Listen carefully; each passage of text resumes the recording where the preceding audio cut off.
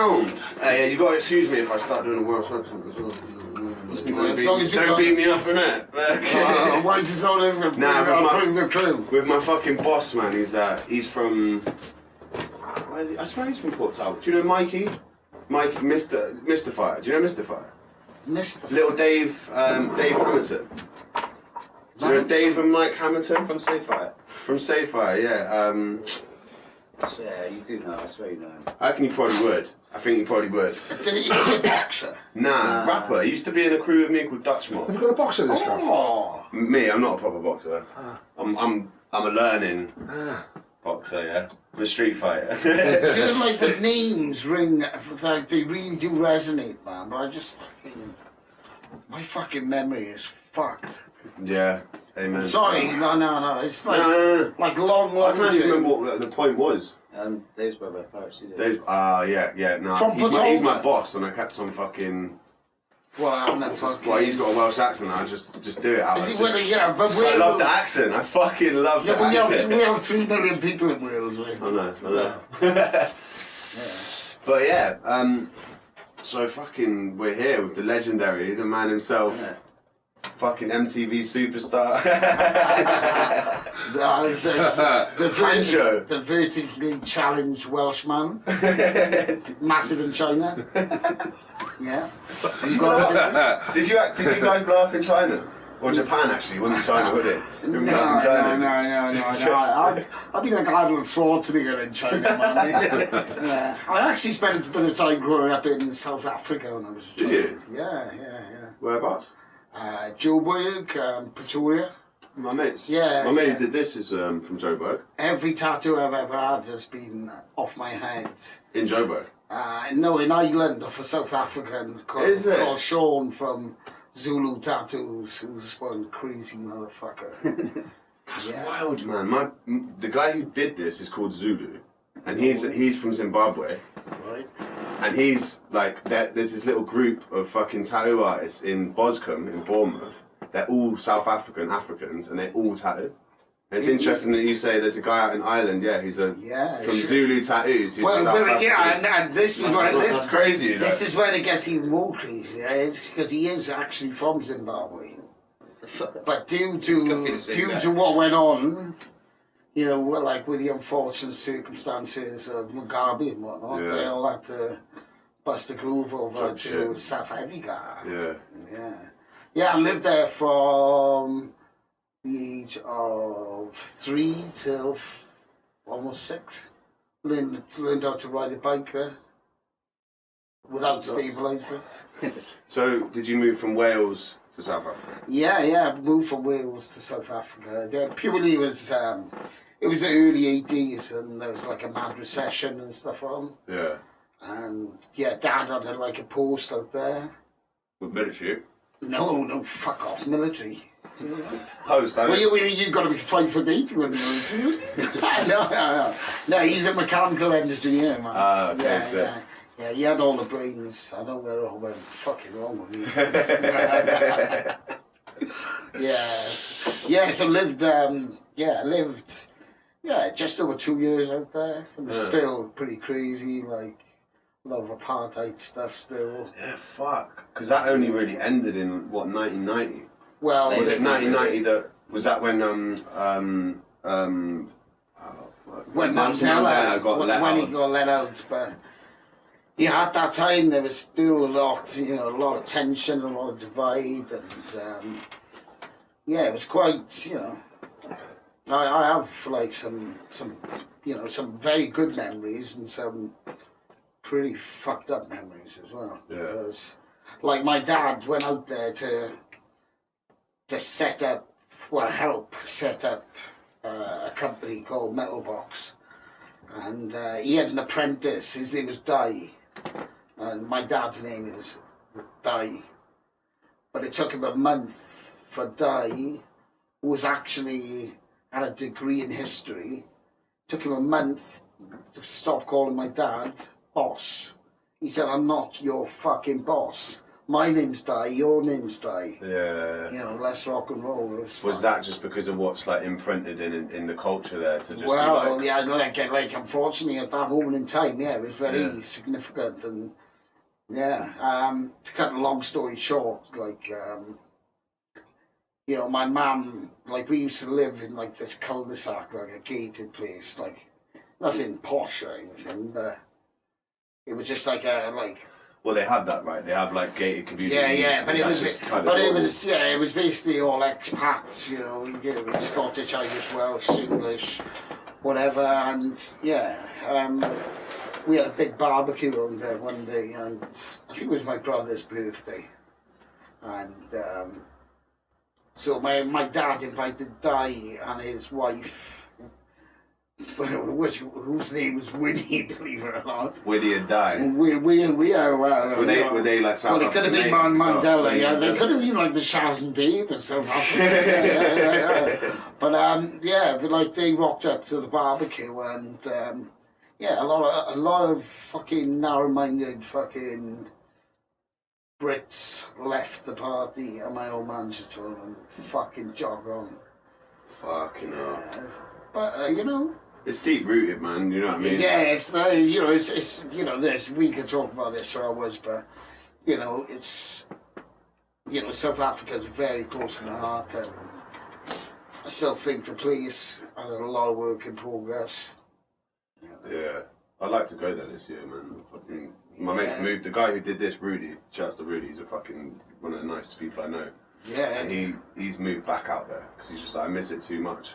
He's got like his little community out there, like this big group of fucking bikers, like Grant and all these guys, all tattoo, all paint. Yeah. And it looks fucking nice, man. It's like, beautiful. Like Table Mountain and Joe Berg and stuff. Yeah. You know, it's really bizarre, and you know, like we were speaking about, you know, the close comparisons between, like, you know, my crew out in Dublin with South Africans. Yeah. Big up Sean Zulu Tattoos. Yeah, it's wild. Yeah. So when you came back to England, was it long before you kind of I did not come back to England. My bad. Oh, here we go. Hands up, strike by my feet, right? There's got to be a forfeit for this. What do you reckon? As soon as it's you, forfeit. There's going to be a forfeit, right? What is it? Right, the forfeit, right? You got to set it. You must have an elastic band, yeah. I don't know. That sounds fucked already. Look. If it can work for a Welsh international rugby player, nobody's bigger than the fucking village, yeah, Rez? Come on, Kiwi. Yeah? Oh, I can see some gaffer tape here. Yeah. Perhaps I'll gimp you up for an hour. Your street cred to be huge, man. Fuck's sake. Alright, that's it. I've learned my fucking lesson. Well, fuck it, I hope you are. I'm going to be serious. Yeah, I know you are, These eyes don't lie, man.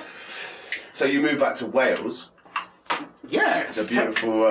the motherland. The motherland.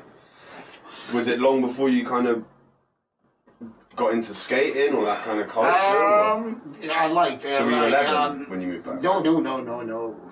If I would have been 6. I was there from like 3 till 6. Oh, okay,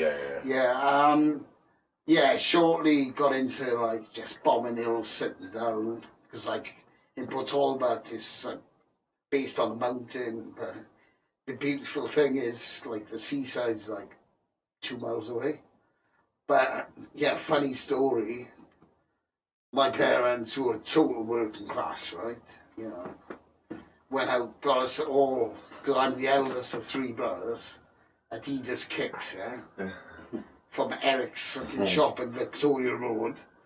I went out to my Turbo 2, sneaked the Adidas kicks on. I'm thinking, yeah, man, I'm looking at the fucking bomb, fucking going down this fucking hill. Get back home, the fucking soles are wiped out. Fucking Susie Locke, God bless her, fucking brought the belt out. My dad fucking made me wear a pair of Nick's shoes. Oh, Nick's, bro. Yeah, do you remember Nick's? I know Nick's, yeah. For a week, right? And then... They got the plastic buttons where you just... They were horrid, yeah.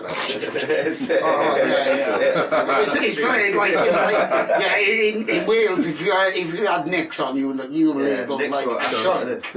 You would have been a shunk. What's that? A shunk. Well, there's many different like derivatives of shunk, to be honest. Because sometimes you can go out like fucking, yeah, I'm dapper and stuff, and then you stay out 3 days, you come back and like, you take your shoes off and socks off and you're living a shunk life. You know? But then if you were going out wearing fucking nicks, you were certainly... You were already a shunk. You're already a shunk, yeah. You're an established shunk, yeah. It's funny how slang changes, like, it's funny how, like, even an accent, I mean, this is a kind of stupid statement to make, because obviously borders and whatever, but just across a river, and it's a completely different but it's completely different from, like, Newport to Cardiff. Yeah. To, like, even Talbot, where, you know, where I'm from. And then you got Swansea, where like proper mushkas. And then in Cardiff, you know what I mean, brah, you know? You know, and the fucking Zooport, well, they're a bit of a mongrel lot, the Zooport, but big up Newport, I do like you. I got a funny story about that, you know. And you must have done some gigs. You can't count this as a strike, yeah? This isn't a fucking strike. But we had like 2 shows, and it was like in the space of maybe 3 weeks or whatever. Yeah. And like we did a show in Newport, then we did a show in Cardiff. Yeah. And at the Cardiff show, I got too drunk, and my friend Hass, who's from Newport, was at the front, like, and I was like, yeah, big up Newport, like, and fucking everyone was just like, fine, like, people were pissed. Because it was like, and that was the only time on stage that I'd gone on and bigged up, because I just saw him, it was like a natural thing, I was just like, oh yeah, like, and we'd just played in Newport. Are we talking about the same Hass? Yeah, Hass and Camille. From Swansea, mate. Swansea. Oh, mate, that is a strike, isn't it? Yeah, round 2. Dilly, boom. So that I'm just gonna get hated. It's just gonna leave halfway through. Like, fuck this guy. You gotta educate me, Pancho. You gotta teach me, man. Well, one will try. You need to spend some time, you know, like... I was in Cardiff for 5 months doing a build. No, right. I was there for a while, but it's a really up and coming city, Cardiff. Yeah. Really vibrant, and there's lots going on. There's always shit going on there. Yeah. It seemed like the one thing I noticed about Cardiff, which is like the same as everywhere, but that one main strip from like the train station up the main drag, like the amount of people sleeping rough there. Yeah. Was mate, fucking shocking, no joke. That was no joke. I was with Nige, man. Tents and shit. Yeah. Like just on the main drag, like, you're fucking, it's like Marks and Spencer or some nasty shit. Yeah. And 5 people stepped in front of it. Well, you know, like I was there with my lady like a couple of Christmases ago, and literally there were more tents than fucking bars, man. Yeah. You know, or clubs or pubs or whatever the fuck you want to call it, taverns. But it's interesting how there's the contrast of how it's coming up, and the city's getting more like rich or more like prosperous, and there's more things going on. At the same time, there's more. Yes, it's the same in Bristol to a certain extent. Definitely, like the centre of Bristol is pretty it's bad at the moment. Yeah, and like down by the river and stuff, the amount of people, like the tent cities and stuff. Yeah. It's almost like it's well.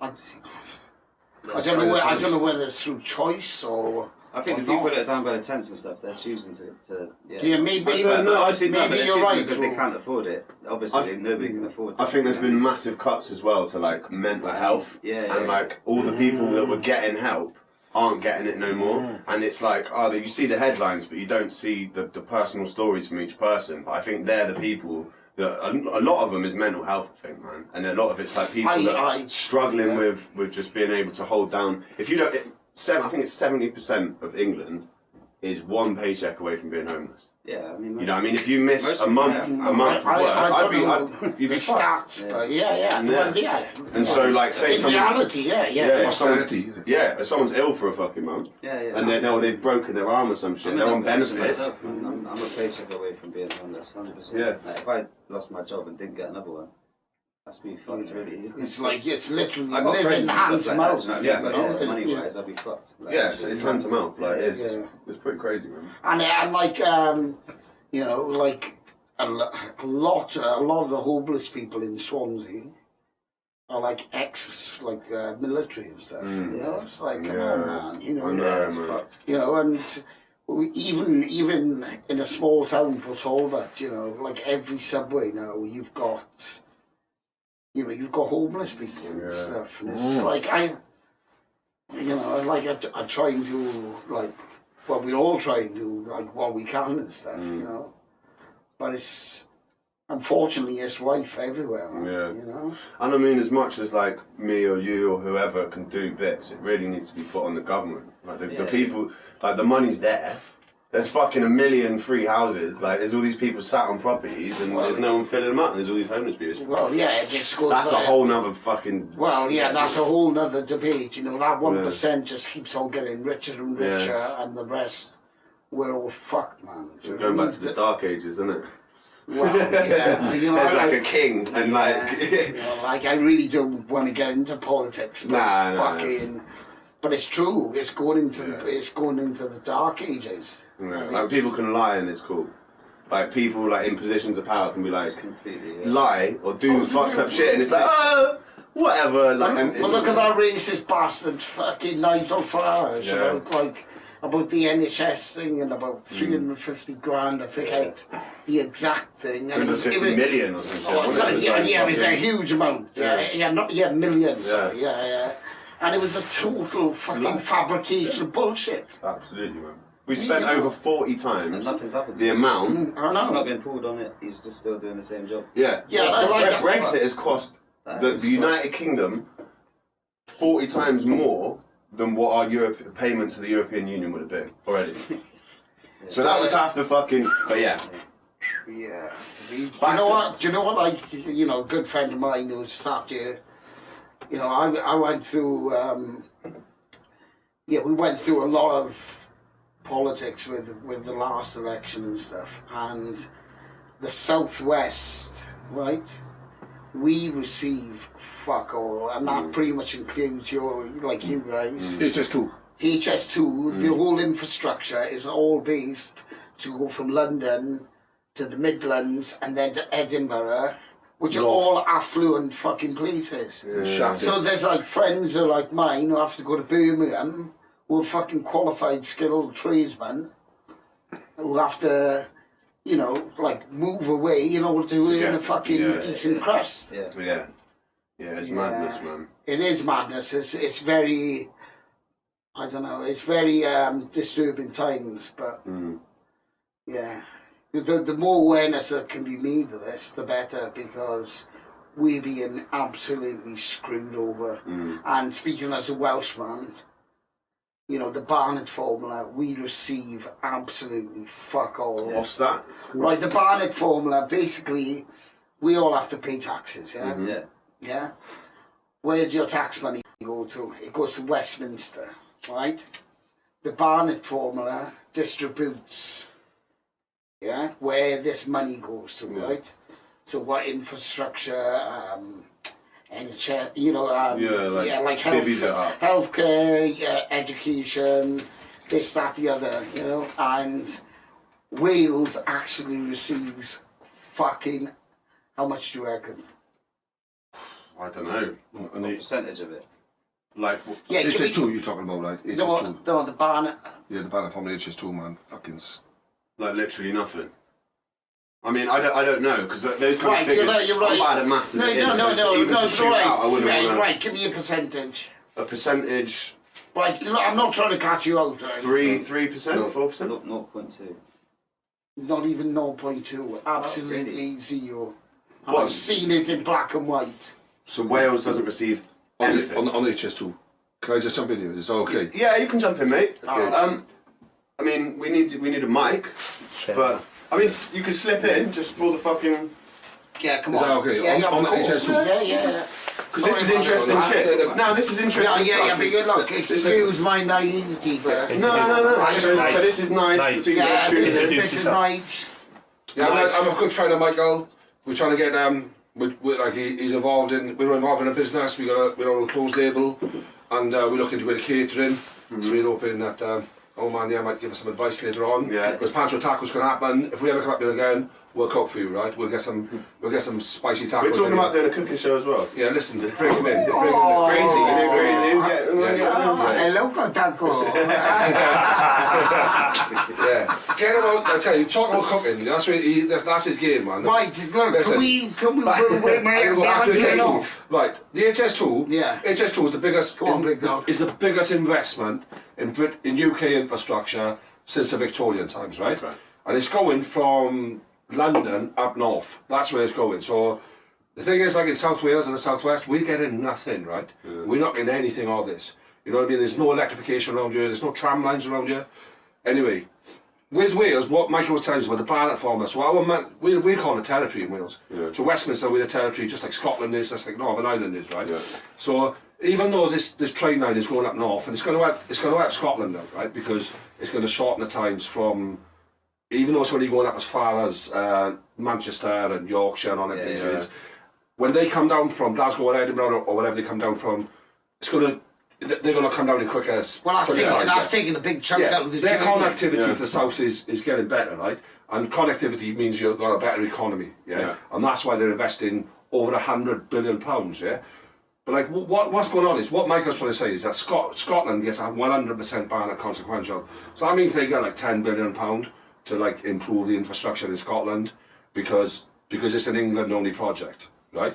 I feel sorry for you guys in the southwest because it might be on East Anglia, because it might be an England-only project, but some parts of England are not getting any. You're not getting any benefits from it. I've seen a KPMG report, the accountancy that came into a regional impact, right? And I can assure you that it's got an adverse effect on the Bristol economy. You're talking about tents down on the river. Yeah. You know, the Bristol economy needs to grow just like. But also, like, because because. You know, I've been travelling to Bristol for decades, due to the love of skateboarding, music and graffiti and everything that you guys always have, right?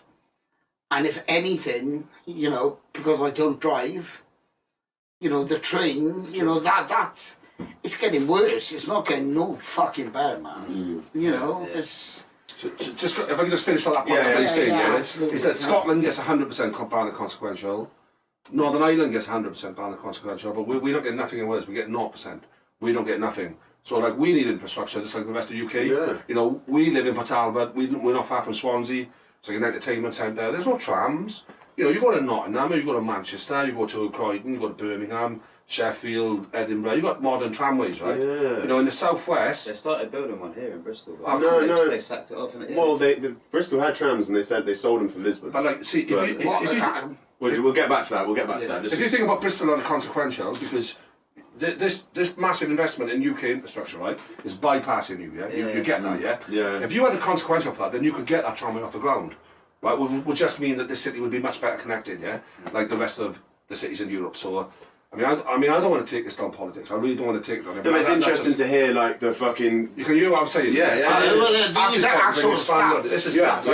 No, I'm interested. It's not me saying, I can back this up with other facts, you know what I mean? But it's kind of like, we do have a common theme in, like, the South Wales and South West, because we're both being shafted, gents. Yeah. We're being shafted, so... and there's not enough awareness about it. No, I'm glad you dropped that little gem on us, man, because I don't have a fucking clue. Like I said, like, with these podcasts, I love it because we learn, you know what I mean? Everyone that comes on, you learn something. Yeah. So, and like vice versa, man, you know, like fucking...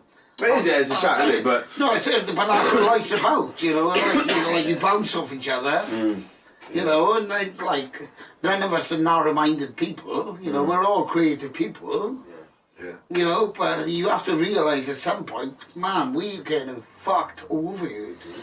Yeah, well, especially Wales, because if say like Northern Ireland's getting it, Scotland's getting it, we're territory. South of England is part of England. So really, like we're getting the fucking fast speed railway track from London to here. That's supposed to be finished in 2020.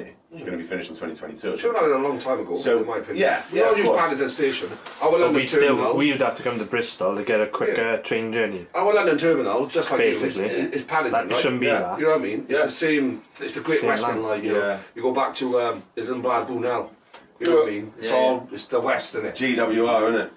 GWR. Yeah. All Got that. it, yeah. All that. But it's tacos you want to talk this man. Yeah. Oh, no,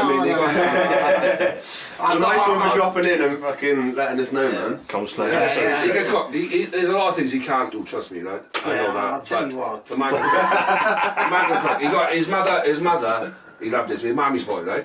And his mother, now Susie, was always in the kitchen, man. And when I used to go to his house, we was always in the kitchen, and he was always getting his hands involved. Yeah. And like, so he can cook. And do you know what? If we come up again, because this is a good setup up here. If we come up again, we'll cook for you, man. You can taste. That'd be You amazing. can taste some of And it. what we'll do is Don't be fooled like fucking the catering vans in the barrack. Let's get it going on, baby. I think that'd be a good look, man. A wicked look. There's a lot of positive. A lot of things flavour going in there, on. man. It's got some. But that goes to show, even though like, you know, like you can be like, you know, deprived and, you know, like let down by the system, but you have to adapt and overcome and make things happen yourself. Yeah. Which you guys can relate to, like exactly, you know. Yeah. You have to be proactive. Yeah. There's nothing. I would bowl my little fucking silver spoon in my No, mouth. neither of us were either, man. It's like No. we've had to even say with this, like we were talking about earlier. It's like from the outside, people see this and they must think like it's all set up. All we do is come in and sit down and talk. and go hi. 'Cause I've been like driving around. I went and got all the equipment. I had to go pick it all up, bring it back, go pick up this, go pick up that. I've like varnished the table. You know what I mean? Everything we do, even something this. Even today, it's just mad, isn't it? Yeah, even today, do you know what I mean? We're setting it all up, and we've got to like overcome these little things to make something happen. Yeah. 'Cause we're not. I've invested money into this, and I know people out there are like, oh, well, you're fucking whatever. You've done 16, all right? We've done six. This is the Something to be 16th, proud of, man. isn't it? 16. Yeah, and that's every Big single ups, week. man. Like much respect. There's good vibes on Reefer Madness going on. It's really good. You know, I don't know this place. I feel comfortable, man. Yeah. Straight away, you got you. That's it. Yeah, I think you're going a bit too comfortable. I want the fucking big sofa. Come on. I'm fucking sat in the big sofa. brother, he's Fucking jumped in on it. He's Slid right in, isn't it? I'm going like Just fucking taking Pancho out. It's alright, guys. You You will let take me. over. Let me take it off. I'm like in the car on the way up. He's like, "Whoa, simmer down on those beers, bro." Ka-ching. Ka-ching. I'm telling you, right? We've got some people out at Pataba who's come well. He's actually on one of the boozers. He's on a boozer wall. He's on with the likes of Richard Burton, Anthony Hopkins, Michael Sheen, but Richard Burton died, alcoholic, right? Gone. Super talented man. He's like the fucking governor. He's the godfather of the whole town, right? Absolutely. And Anthony Hopkins, who had an alcoholic problem, right? And then there's someone not so far from me, he got the problem, right? If you're going to bring him up early. Yeah? He's a 2 o'clock man. That's when you get the best out of this kid. You know what I'm saying? I was still busy on the Nesta too. Come on. Sponsored by Durex. Oh, you can shut the fuck up, guys. Right? No. Be quiet. What was the soundtrack? That's my daughter's my What was the sound effect? Yeah. No. Like you're saying with the underground though, like from the outside, like when we cut to Bristol, you've got a good underground up here, it's established. You know, you look at the thing about Dean Lane Skate Park, 40 years, man, that's been going. It's fucking still going strong. You know that. I mean, I used to go to London more than I come to Bristol. Like, but when I seen that film, I'm like, fucking this shit going on there. And it reminds me of like the musical heritage you got. Yeah. Can I just touch on one thing? Which was brought to my attention due to, like, obviously Nigel's a far more like Older guy. older. I wouldn't say mature, but like, yeah, but you got like the likes of like Fresh 4 and stuff. Fresh or 4, putting man. it down back in the day, and Smith and Mike and all that. It's interesting because we like last episode was skits, Yeah, and like all of the Bristol history that I've learned because like I came into the like say the music. I was in the skating first, so I was like in 50-50 when I was 11 years old. I was bunking off school, sitting in there, Danny and Sid and Bash and everyone else fucking looking after me, and then from that, like the education through skating with hip hop and everything else. When we got into the hip hop scene, like I didn't know anything about that. I didn't know nothing about like like Freshborn, nothing. Do you know what I mean? I knew a little bit about the graph culture because I've been in the graph culture, but as far as like learning about Bristol hip hop, that was like a lot before. It was only like You come in with like Sayfire and that really. Sayfire, yeah. So it was like the Sayfire time, which was like I don't know if you guys even, do you remember Sayfire? Yeah, like Sean and Mr. Fire. So Mr. Fire's from. I'm so gutted because I don't want to start making any more mistakes about Wales. I can't drop any names. Well, you've got one more. Dave is from Swansea. No, he's from just outside I Swansea. swear he's from Swansea. No, he's not. Well, I don't want to start throwing Do you know around. what? I'd love to know. Right, where's Wikipedia now? Have you seen like the I know, we call this 2-1 now for my naivety, yeah? Yeah. All right. What? For your naivety, so it's 2 to me, 1 to you. Yeah, you're on 1 strike. I'll throw a strike on you. But I tell you what, let's go back to the timeline then, because like, okay, man. I'm just interested. There's a few things that Doesn't show. for me, like, when did you like through skating, and when did you meet Pritchard and Dayton and stuff? Because obviously, Dirty Sanchez is how I got to know you. So like for me as a kid growing up, like there was Jackass, and then there was this fucking all of a sudden this crew from Wales, who was like for us, all of us kids who was watching this shit, we were like, yes, we've got like our own people that are representing that fucking avenue. You know what I mean? And all of us lot were fucking gassed up about the fact that you guys were doing it, and we were watching it on like. That was the thing. Like everyone in my school, everyone, bro. The people that I've talked to about it, because it's a big thing. I know we know each other from the past and through skating and stuff, so it's not like that. But to a certain level, it is like that, because even when I was out booking this equipment, the dude who was like, "Who do you have on tonight?" He mentioned your name. He's like, "What the fuck?" Like, because people are still like, they don't know the mysticism behind you or behind Dirty Sanchez. No one really knows like how you got together. Like the true story is like Simon Cowell got us together at the age of 18. No, I'm playing. I'm gullible I am, yeah. Like part of me then was like, what? Like, we're just a fabricated. Two facts. Like. We're a fabricated pile of bullshit. No, it's like, right. I initially met Pritch and I was so starstruck. Through skating then? That was like, because he was obviously doing a bit skating. Myself and a very good friend of mine, Jan Purchase, we used to we loved skating, man. It was like the new deal, like the deal is dead, you know, and like things are really popping. The new deal, yeah, fuck. Yeah, man. New deal's actually like been relaunched. Is it actually? Have you watched the Andy Owl? Nah. That'd be sick. But anyway, going back to us delinquents. It just came on a Cardiff train station, and there used to be these little mani pads, and Pritch was there, and I was like, whoa, man, I'm fucking seeing that kid in rad and stuff. And he was doing like the sickest shit, man, like switch inward heel to like fucking switch nose wheel and stuff. And like, fucking good at skating. Do you know what? Really like, I'm not just saying it because he's my friend. Really fucking good. Like fireman, and then you know, he like when he came to the gnarly stuff, he took it up that level, and Phase 7 really like got hold of him, and Panic and all that came about. And then fuck, man, all these things are like nostalgia, just like very, very nostalgic. Yeah. Indeed. But and then I was skating for this fucking ropey fucking shop in Swansea. In fact, sorry Jeff, I owe you a big spin blank skateboard, right? But Dayton used to skate for those, and Dayton's from Pontypool, which is proper in the valleys.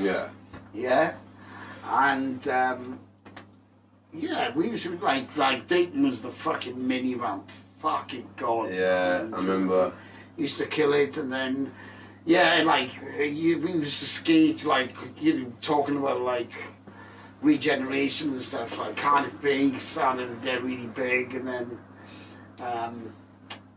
Denny and Dikey used to film. Dikey the filmer. I'm in the bed of a pickle today, boy. Let's have a dinky donut. Dikey, I love you. You're a tree surgeon and a fucking triathlete, so who am I to take the fucking piss? No, genuinely, yeah, but like, for real, like, all jokes aside, like, Denny with Dikey, right? They amalgamated, made like just scene videos, like half and half and whatnot, and we used to just like sell around skate stores in like, just in South Wales and stuff. Scene videos you'd sell, you say? Just but it was more like, oh, have that, copy that, from VHS to VHS, man. It was just one of those old school things, and and it came to a point that, well, basically I'd left school. How old did you leave school? Just standard? 16. Mm-hmm. Yeah, I went into an apprenticeship with Sony, doing a mechanical engineering apprenticeship. Is it? With Sony? Yeah. Is that because your pops? No, nothing to do with my father. No. Fuck that up, boy. Well, can I talk, please? Fucking hell, counsellor. You're a fine one talking about fucking apprenticeships anyway. Sparky, you wouldn't even know to wait for Oh shit, look, stop now, man. I think you've had a bit too much to drink. Can you leave? Right, yeah, so, right, where were we? So, I really got into skateboarding, like Pritch and Date, and started going to Northampton, really started enjoying it, and like St Albans, all those comps, Mount Hawk, met Joycey then, and like, I really love Joycey because like... Joycey, the name is like there, dude. Mr. Daniel Joyce likes to make the ladies moist. Yeah, he was like the Burberry man of skateboarding. Yeah, he was like Joyce's the English one out of Sanchez, but so it's actually going straight, like retracting slightly back. So like we were touring and like just going to comps and stuff. Started to get a little bit of footage and getting a little bit of product from like local shops, City Surf, big up, rest in peace. Skater owned, fucking all day. Yeah. Fucking and we established a really good friendship then. But then for me, I also discovered, once I started doing money, women and drugs and alcohol and so I kind of meandered off the scene for a little while. What, stop skating? Or No, I used to cruise around, but like just locally in Port Talbot, because we used to have like rare unit ramps, so I just used to go and cruise that. But I don't know, like everybody was like, yo, where's Pancho? And it was Nigel's brother who picked me up out of a party and fucking said, yo, watch this. Excuse the fucking horns, everyone. Listen. We've got the windows open, we're smoking. Blow the fucking horn. Whoa, Pancho! Yeah. Oh, that's my delivery. Call on Hillary, bring the artillery. Alright. Yeah, but going back, yeah. So I was just taking a lot of ecstasy and partying and just doing loads of stuff like that. When was this like? This would have been right from 40 now. So it's 90 again. Yeah, it would have been after I went to Munster and stuff. It would have been about 96, 97. Yeah. I'm not like my brain's not. Just roughly like. Yeah, but like definitely in those eras, and by that time, Pritch had just gone on. you know, with the likes of like Flynn and whatnot. Yeah, And okay. yeah. Was he ever part of that? Pardon? Was Pritch ever part of? He wasn't part of ROK. Prince was part of the ROK. Was he part I'll of tell you a funny story about ROK. This is like after going through, you know, the woman and the ecstasy vibe type thing. Like Bash Money came down with the 50-50. Bash Money, yeah. Shouts to Bash Money. Shouts out. Fucking shouts. You know that. He used to make motherfucker. He used to make me go.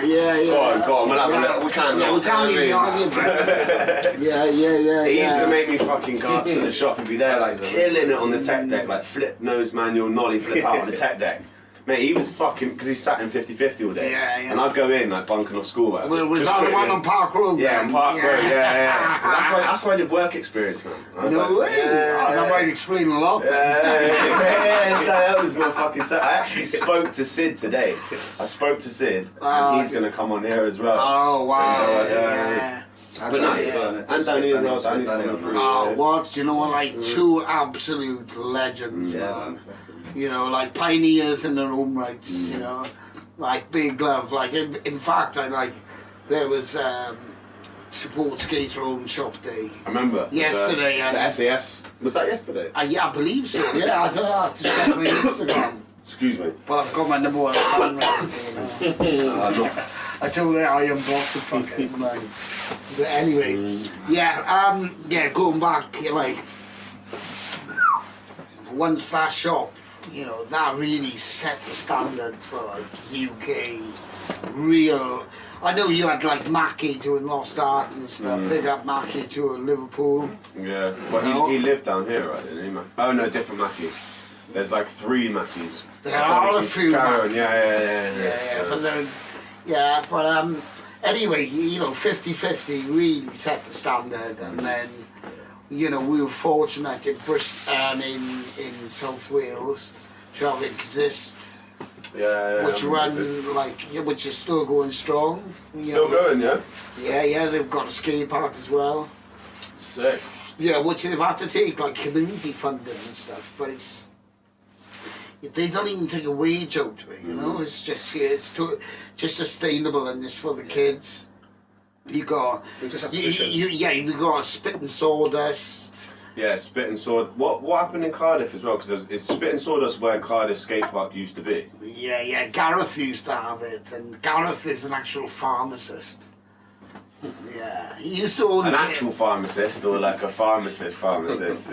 No, not like your type of salad.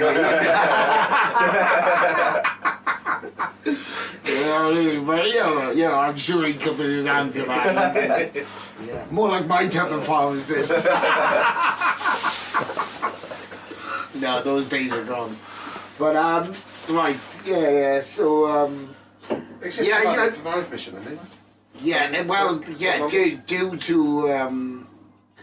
due to like the effort of Rick and everyone involved in Exist, Claire, like all of them, like we've managed to get planning permission for like a massive bowl complex right on the Mumbles beachfront. Yeah.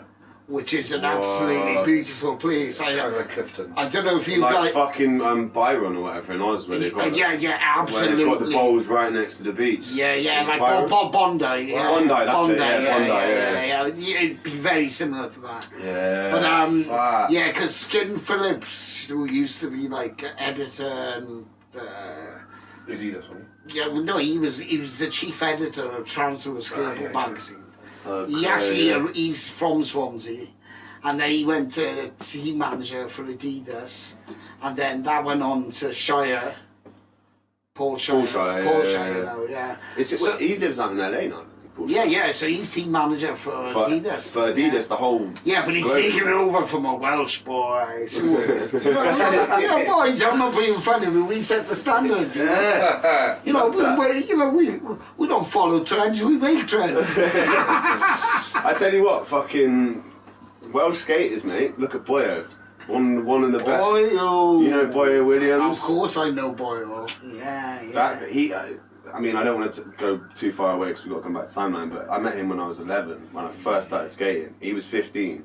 and his mum and him, his mum moved him to Bristol and just left him. Just left him basically, and he was like the fucking, yo, that guy is one of the best skaters in the world, man. Like, Yeah, I couldn't agree anymore. Yeah, if he didn't fuck his back up and stuff, and we'd all got. Yeah. But anyway, another story. No, but like, you know, big shout out to Boyle. Yeah. Because I have fucking, he's a very talented fucking gentleman. Yeah, he Well, is. some might not call him a gentleman. No, big up Boyle, man. Enough love to He him. might not call himself a gentleman. Call me bad boy. But Right, so so where are we at? should we go back to like When you met Pritch and that. yeah, And because it kind of meandered off tonight. Well, no, you're going. So Yeah, you had the footage of like the skate stuff. Yeah. So like, unfortunately, Dikey's got like a brittle bone like disease. So like his wrists are always snapping and stuff. So he always had a cast on. Yeah. Like double trouble. Yeah. God bless Dikey, man.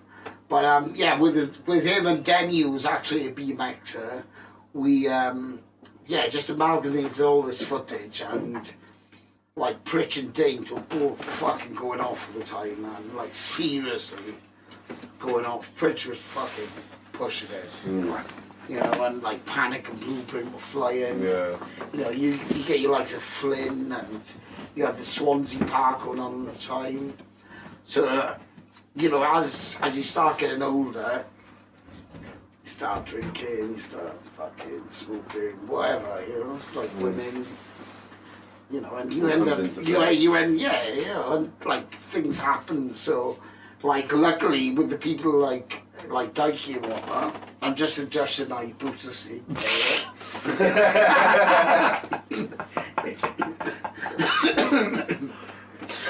Fuck me, man. Yeah. So like we ended up just amalgamating, you know, the fucked up stuff, like the nights out, along with like the quality of skateboarding. Yeah.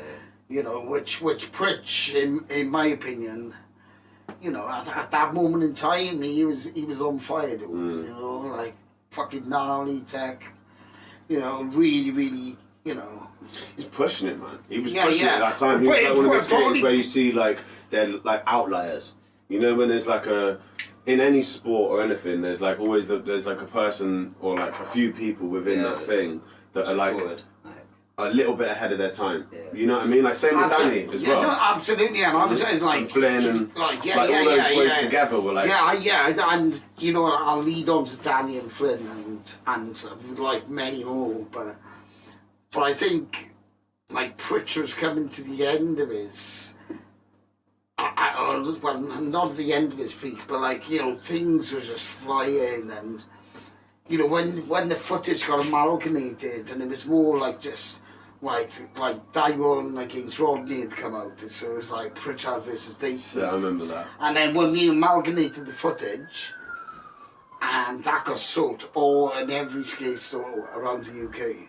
What was it called? It was called P versus D, Pritchard Pritchard versus Dayton. Pritchard versus Yeah, Dayton. I remember, yeah. Yeah, and someone from FHM got over, and they wanted to do an art. Yeah. You know the one you used to like. It's a bit about the time, isn't it? Don't tell It's me. all online now. HM's probably there, it's just online. Yeah. Right? It probably is. Yeah, it's just online. It's probably still there on the fucking shelves. Like. Oh, it's probably like Dirty Sanchez. That's still online. But there we go. So FHM, they got hold of it, and the next thing you know, I'm getting a phone call off. I'll never forget this. My first mobile phone was like this Motorola thing. It was like kind of like a Dom Jolly type fucking Esquire thing. And like Pritch is like, "What are you doing next week? You know, MTV will have a meeting." I was like, "Fuck off."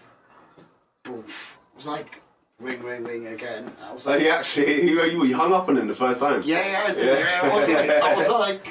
I was like, mate, this battery, it doesn't last very long. Boom, goodbye. So then the third time, this woman rang up, Sumi Connick, who was the executive producer of the first series, and I give him my address, still thinking it was a wind-up, and yeah, the next thing you know, train tickets are coming through the door to go to London, get picked up in a cab. Addison Lee, you know me, and I've got a story about Addison Lee, mate. When you get that code, baby, you're flying. Fuck the trams. Fuck the underground. Take me back to Wales. 54312. Well, you got Addison Lee back to Wales. Is it straight from MTV? Naughty boy. Maybe someone did. I don't know. I think I was living in Croydon at the time. Yeah, fuck yeah, we rinsed those motherfuckers. I'm glad someone did. Yeah. Someone needed to, innit? Fuck, I Addison Lee, yeah. I've heard some funny stories about Addison Lee, man. So, what happened at your first meeting with MTV then? How did that go? Was that all of you there? Was it just you? No, like initially it was just the three boys, and then they were like, oh, you know, like we need the fourth Beatle, which is when I got involved. Okay. Yeah. So who was the third? Pritchard, Dayton, and. Well, it was Pritchard, Dayton, and Joyce initially, and then they were like, let's get Pancho. But yeah, I just walked down there, be myself, and yeah, went for food in Camden Lock, and my actual name is Mike Lock, jumping off Camden Lock. Yeah, I know it sounds cheesy as fuck, but they came up with the concept of they came up with a concept called Shock Idol. It was around the time of Pop Idol. Yeah. Hence the fucking the cowgirl inspiration. Or piss take, should I say. Yeah, and we were like, there's no fucking way, man. We can't call it fucking Shock Idol. No. So we went to the pub brainstorming session. Joyce is like, I've got it. See you next Tuesday. Yeah? Which we all know what that is abbreviated. Yeah. Well, we'll certainly do it around the table. So... Sorry, you're right, pal. I got a cough and a cold and hitting that suit just tickled something. Yeah, don't tell me you got that fucking virus. Mate, Corona, you're all fucked. Fucking hell. Nah, I haven't got no Corona. Nah, man, I've had that shit loads over this winter. Yeah, so anyway, going back. Yeah, I mean... It started in Wales, mate. Right now, Port Talbot. It's coming out now. But, yeah, so we go we have like a little brainstorming session. Joyce is like, yes, I've got it. See you next Tuesday. Everyone's hyped on it. I'm like, MTV is like a franchise, yeah? But ultimately, the Yanks have the final say on certain things, right? So we're sat there now and like wait on the call. And the call comes through, and the guy says, but the show doesn't go out on a Tuesday. We're like, what the fuck? Are you for fucking real? Oh, I kid you not, right? That says a lot in one sentence, doesn't it? You can get a lot out of that. Well, yeah. Right, and so... we go back to the pub, another brainstorming session. Joyce is like, oh, I know what this is. So oh, look at me, my Burberry. Yeah. We go, right? He's like, Dirty Sanchez. And this is before like you had internet on your phone or anything, right? So I'm like, fucking, what was I, like 22? So you're only 22 when this shit was going on? When like the development type shit, when we got discovered. What? That's crazy. Yeah, but I am it was so like on Dirty Sanchez, everybody went along with it. I went back to the hotel on the shitty dial-up internet just to Google, like, what is a Dirty Sanchez, right? Well, no one knew what it was, it was just... Well, no, they all did, but I felt fucking so young and full of cum, right? I felt ashamed, right? Because I was just like really, Just didn't want to ask. I just didn't want to fucking act like a little fucking knobhead. Well, you know, so I went like coyishly. Right. I went back to the hotel. Shitty dial-up internet. Took the fucking half an hour. And then I realised, like, what a Dirty Sanchez was. I was like, yes, fuck you. And it was like, fucking hell, like, your hotel bill's gone up about 10 quid from one search. I was like, oh, you cunts. Like, so fucking... Yeah, I went back, I was like, oh yeah, that's really good, isn't it? I told them, I said, oh, now I know exactly what it means. They were like, oh, we thought you'd gone for a wank. So yeah, so that's, but the irony is that in Latin America, you can call it Dirty Sanchez as much as you want, and then when it goes to to the States, to like Central America, you'll never guess what fucking name it was called. Because they changed the name. Yeah, like Harvey Weinstein. Yeah, nah, what was it? Go on, right. What was this it called, could bro? be... Because I fucking watched it. I could redeem myself. I could take a mark off. No.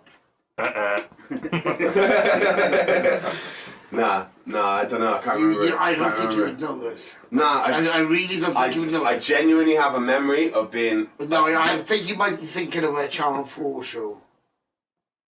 What you guys did? Well, myself and Pritch, yeah. Maybe then. Go on. Right, so I can't redeem myself. That's right, you're out, man. No, because that was me redeeming a strike. Yeah. So I wasn't getting a strike then. I was trying to take a strike off. I hadn't done anything wrong then. I was still in the clear. Are you sure? Yeah, I'm still in the clear, I can see you on your phone, but... Right, so anyway, fucking... Yeah, it had to be called Team Sanchez then. Fucking... When you think about... Team Sanchez? Team Sanchez, yeah, in like anywhere from San Diego to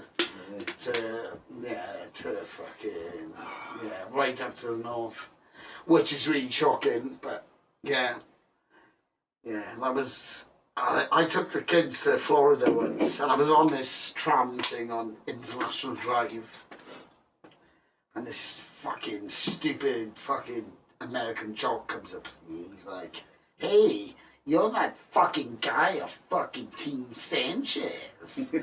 I said, do me a favour, mate. I said, my daughter's here, you know. Do you mind not swearing? And he's like, yeah, nah, man, you're fucking crazy. I was like, just do it now. Otherwise, you're gonna have it, you know what I mean? I don't give a fuck, you take a piss out of me. So, like, don't blaspheme in front of me, you know, don't, you know, have some respect. Yeah. But, yeah. So did you get that much out? Was that like the one time, or did you get, or was there like a few times that happened? Because how big did you get out there? Because I know, like here, you were massive. Yeah. Like I know. Yeah, we like toured. We toured like the whole, just like yourself, man. Like, yeah, we toured. It's like Europe. Yeah. Like the MTV Awards in Edinburgh, but like the icing on the cake was.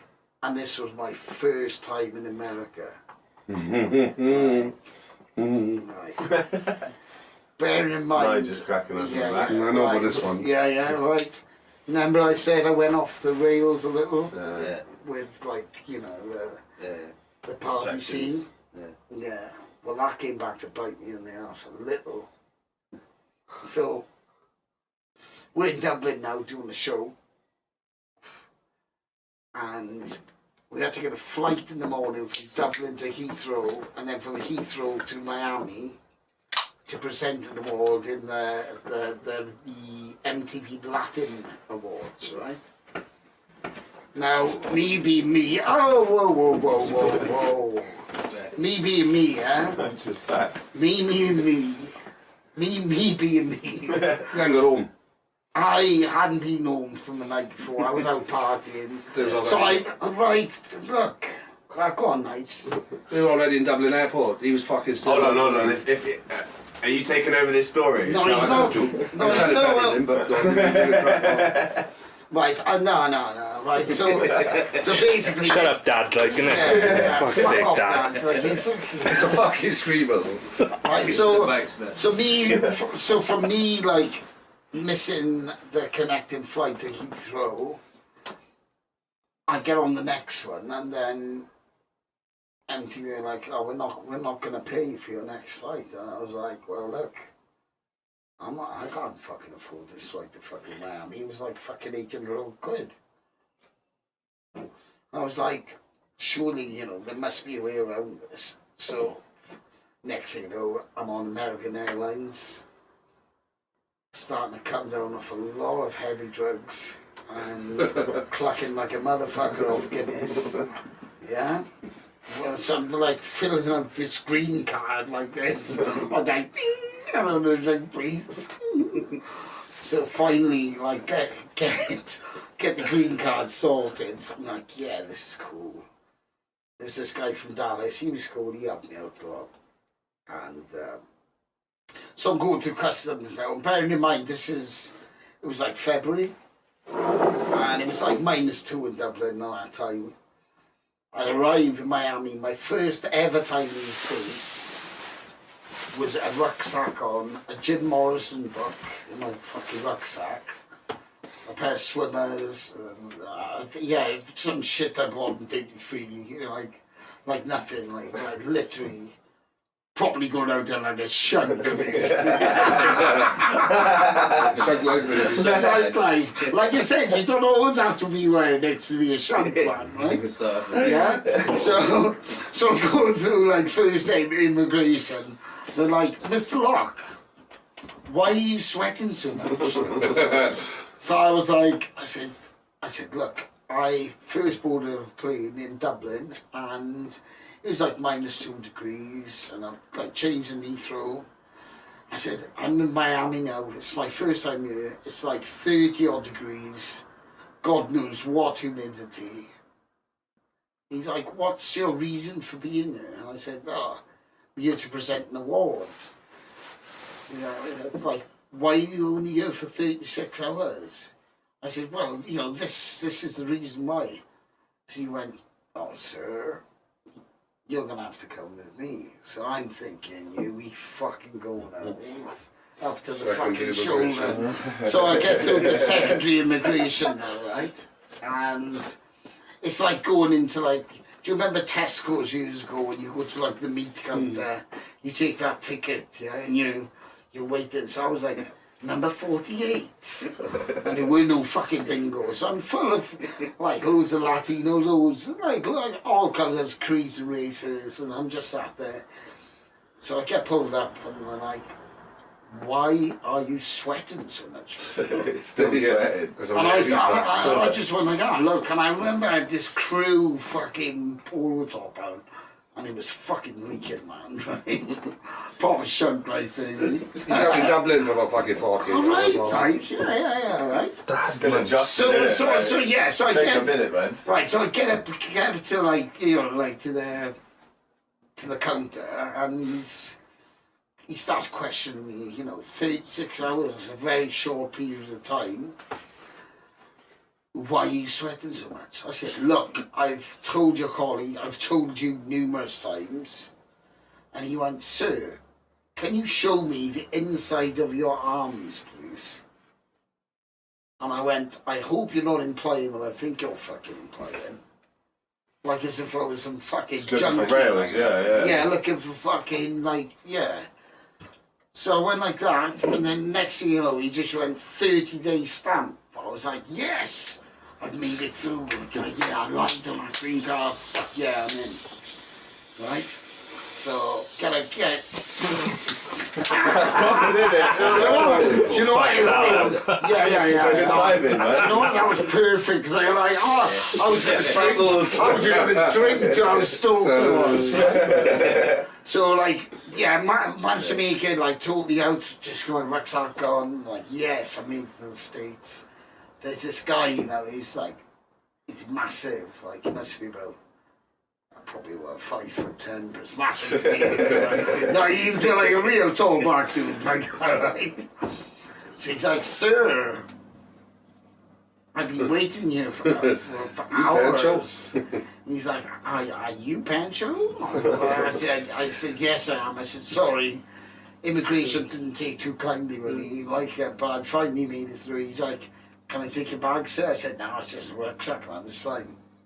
I was like, I really need a fucking smoke, man. He's like, don't worry, sir, we're just parked over here. And I said, all right. I said, like, how far? And he just points, and there's this fucking stretch Bentley. Like, you know, like, I swear, man, like, I was just like, what? So he opens the door, and there's a fridge with fucking champagne, mints, fucking anything you could really fucking desire after that. Yeah, the fucking, yeah, ooh la la was in the house. It was just in the fridge. Well, not in the fridge. I was gonna say, cool.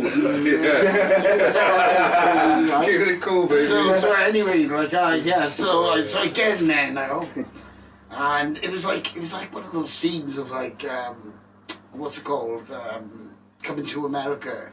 So I'm in the back now, feeling like, whoa. I like. That's how I felt when I went to America. To be fair, I had to knock the dude, like, and he puts the window down. I was like, oh, can you tell me like some sights and stuff? He's like, yeah, whatever you want, sir.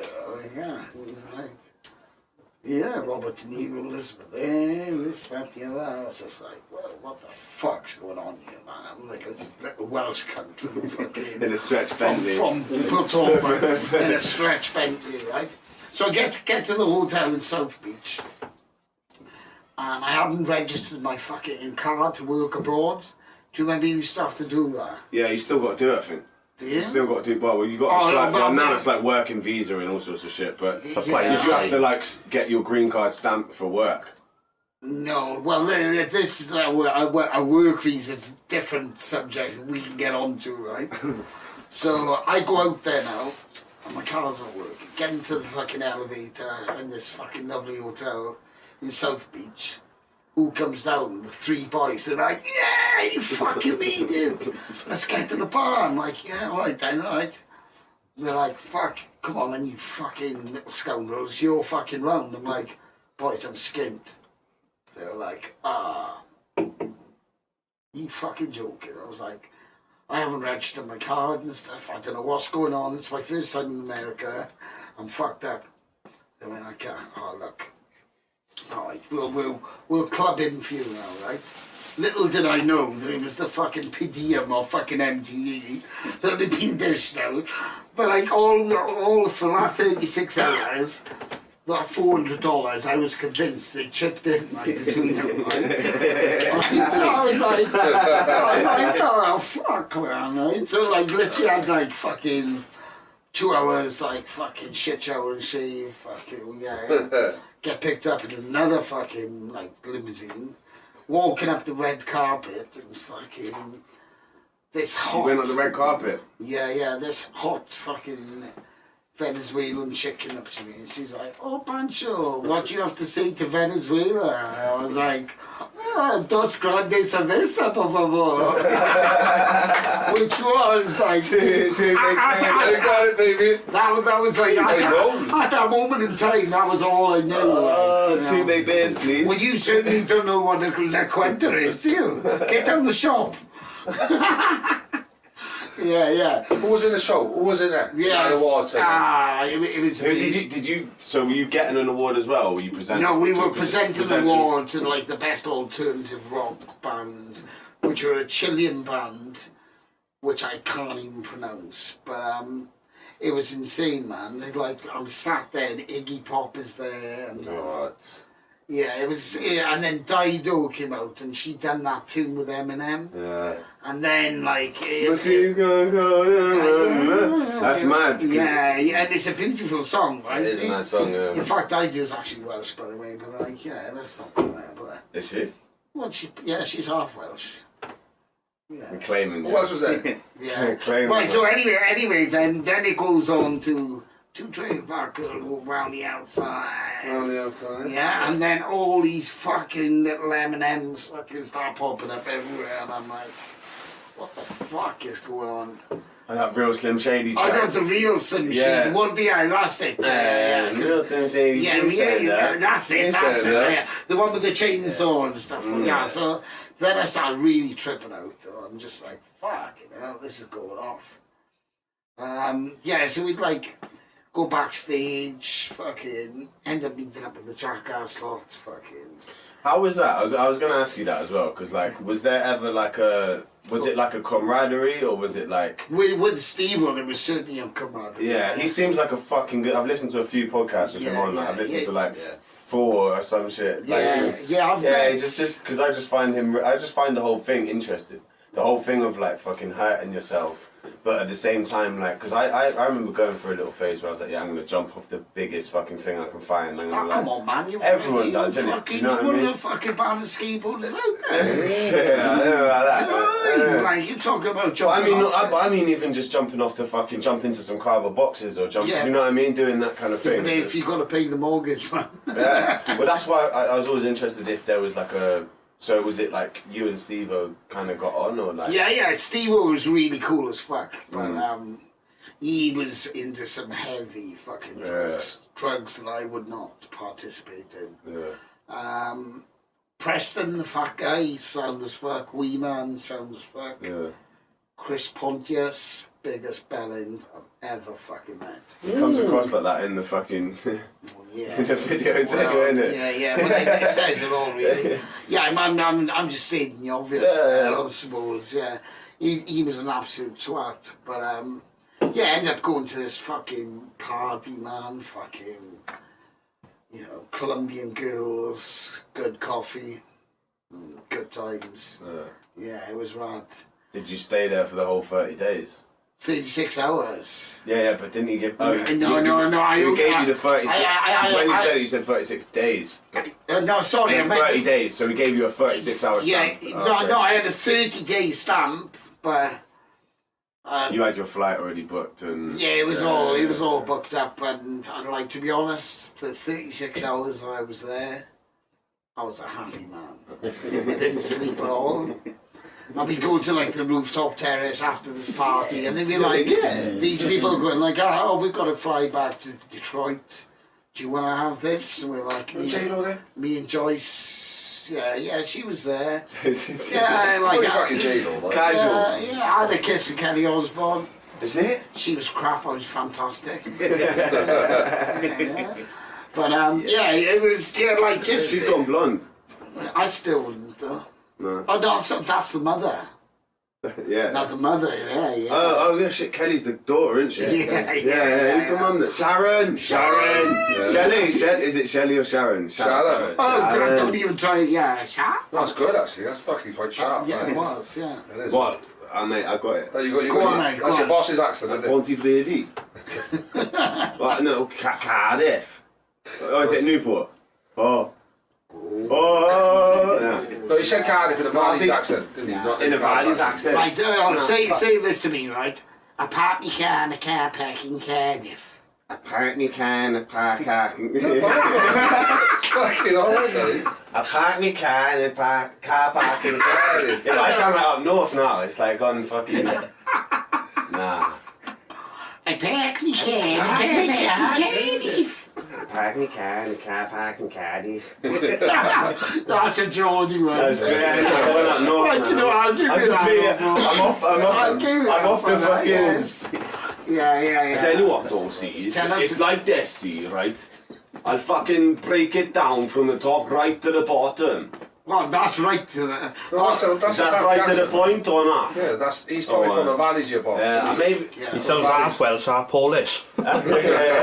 I look half Welsh, half Polish. Who's got that jacket? That's left, take it right. Who's boots to them trainers? Yeah. See that house there? Oh, nobody... Yeah. See that bike there? I went outside, there's my bike. Gone. Nobody's picking up in the fucking village. Up down city, boys. Fatty's legs, fucking fun. Classic, mate. Classic. Yeah, Twin Town, do you ever watch Yeah, that? Twin Town's fucking sick, mate. Yeah, when we were filming the first series of Sanchez, like the majority of the crew were all like English. Yeah. And we used to watch 20-shot sequence. Yeah, remember 20-shot sequence, World Industries? Ah. No, I remember World Industries. Right, do you remember 20 Menace? Hey, you, get up, Mazda, you don't know me. Oh, you don't know, like, you need to do your homework. What was that then? I need to take a piss as well. Can I leave the boys to it for a second? Yeah. I need to... You might, you're gonna go Google 20-shot sequence. That's it. I'm gonna do the fucking Dirty Sanchez. Do the Dirty Sanchez. Sanchez. Tell about your 25th birthday, man, when you went to... We'll, yeah. That's not bad, Arizona. Was it Arizona? Yeah. On my 25th birthday, Right. we went to... Battery. Sorry, guys. What, should we just cut this for now, yeah? No, we don't. We keep rolling, man. It's all Alright. just... the whole thing's chill. No. We're just switching batteries. I'll be back in 1 sec. Yeah, that's what you said, your 25th. Yeah, so my 25th birthday, we, as I said earlier, like the show wasn't that big in America in the scheme of things, especially at that time. Yeah. Which would have been, 2005.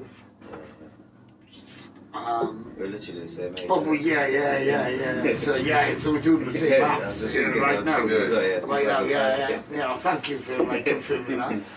Yeah, and we were staying on a cattle ranch with like Jim Boy and his fucking army of fucking Mexican workers. Yeah, Mexican workers, like grouchos, whatever we want to call them. They were fucking gnarly motherfuckers.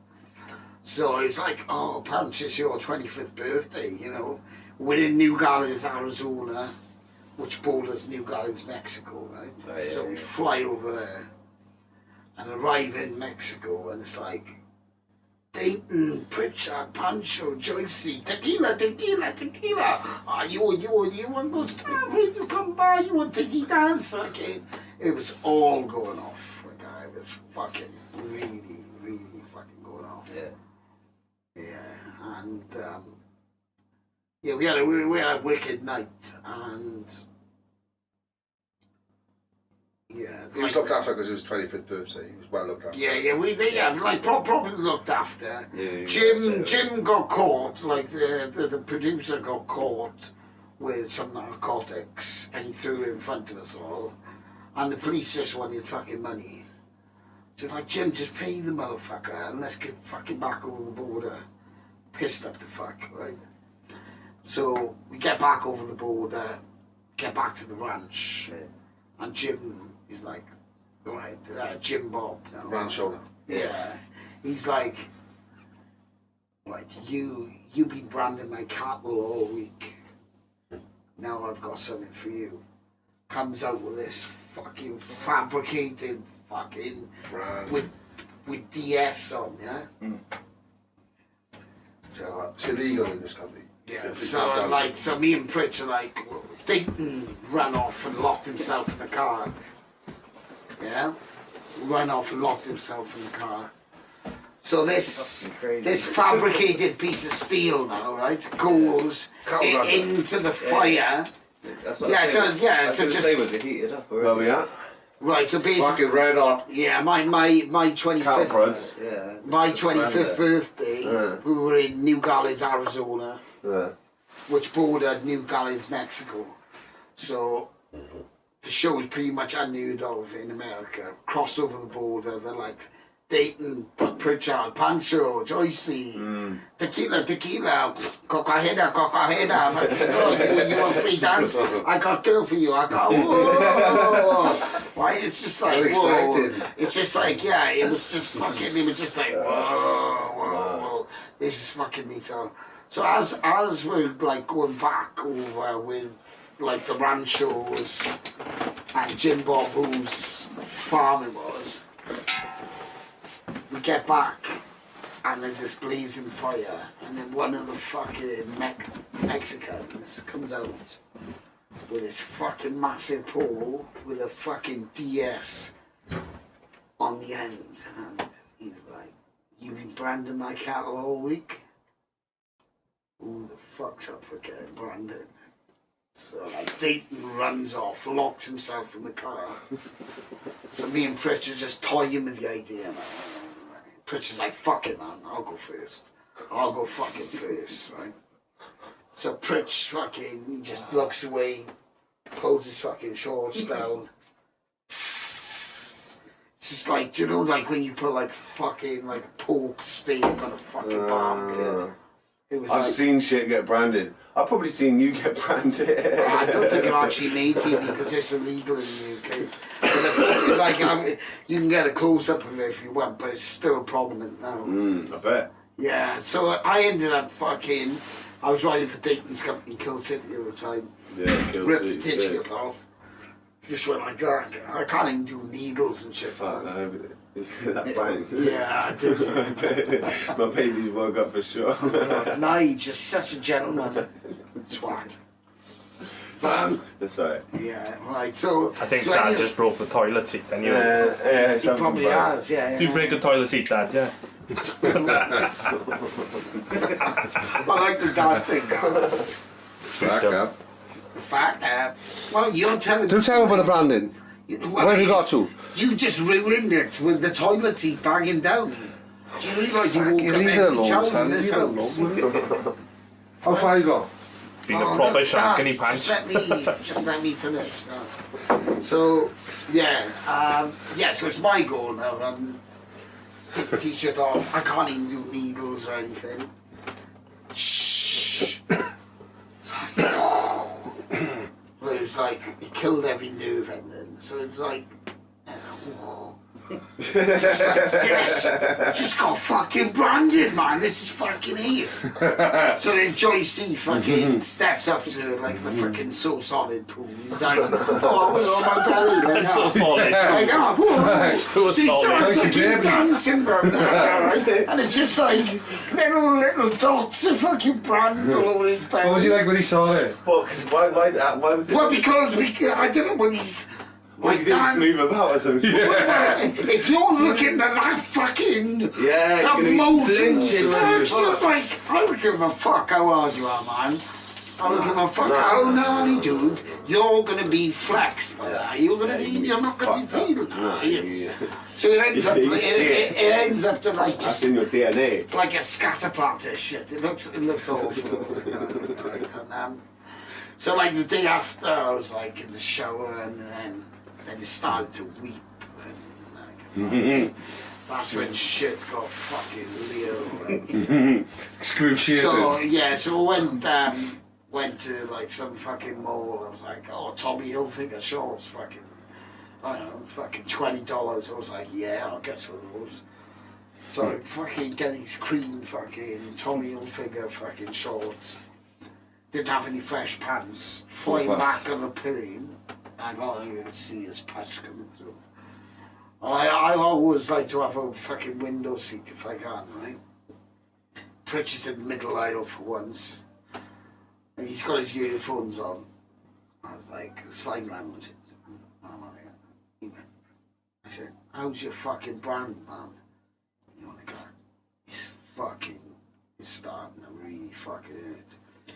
And like the next thing, like I looked down, and these shorts, you could just see all this pus, like not just seeping through, but starting to go down to my leg, all the way down my leg. You know, it's like, you know, I should have been fucking quarantined. Like, as soon as I got Heathrow, I should have been quarantined. We all should have fucking been, right? But like the next shoot was meant to be a fortnight later in Exmouth with the Marines, right? Gonna do an exercise with the fucking Royal Marines. Yeah, but the shoot got fucking brought forward 4 days early. So you still got this.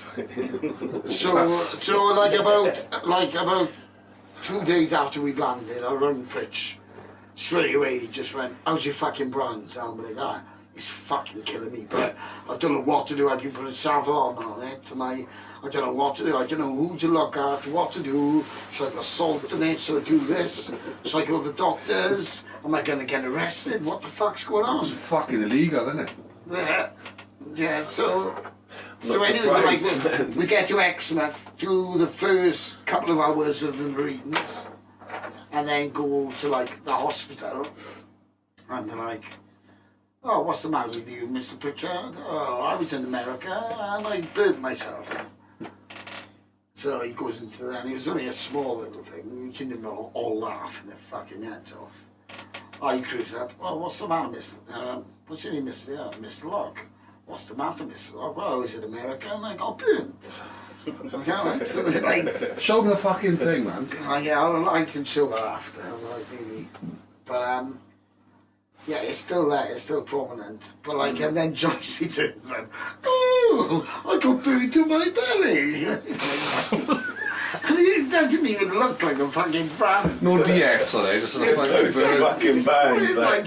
It's like a fucking dot type fucking scenario. Why did he do it on his stomach? I don't know. We were just very intoxicated. You'd be honest, trying to So catch if you you. couldn't see it, it'd be way better, right? Because it'd be like the nerves would. It'd be real painful, but then it would stop. I for a can second. show you. I can show you it now. Like he But said, a lot easier doing it on your back, wouldn't it? it was the aftercare that fucking smashed them, as opposed to the actual, because they was high from the weekend. You know what I mean? You Savage. see that shit? Savage. Get your ass in there, Yes, Pancho. man. Oh yeah. That was never shown in Dirty Sanchez. Yeah, you'd have to get on the table and do it. That's Dirty Sanchez uncovered, isn't it? Can I take my booster seats? My milkshake comes on the boys Get your today, boys to damn see right. it, man. They're better. Nah, no Barry boy.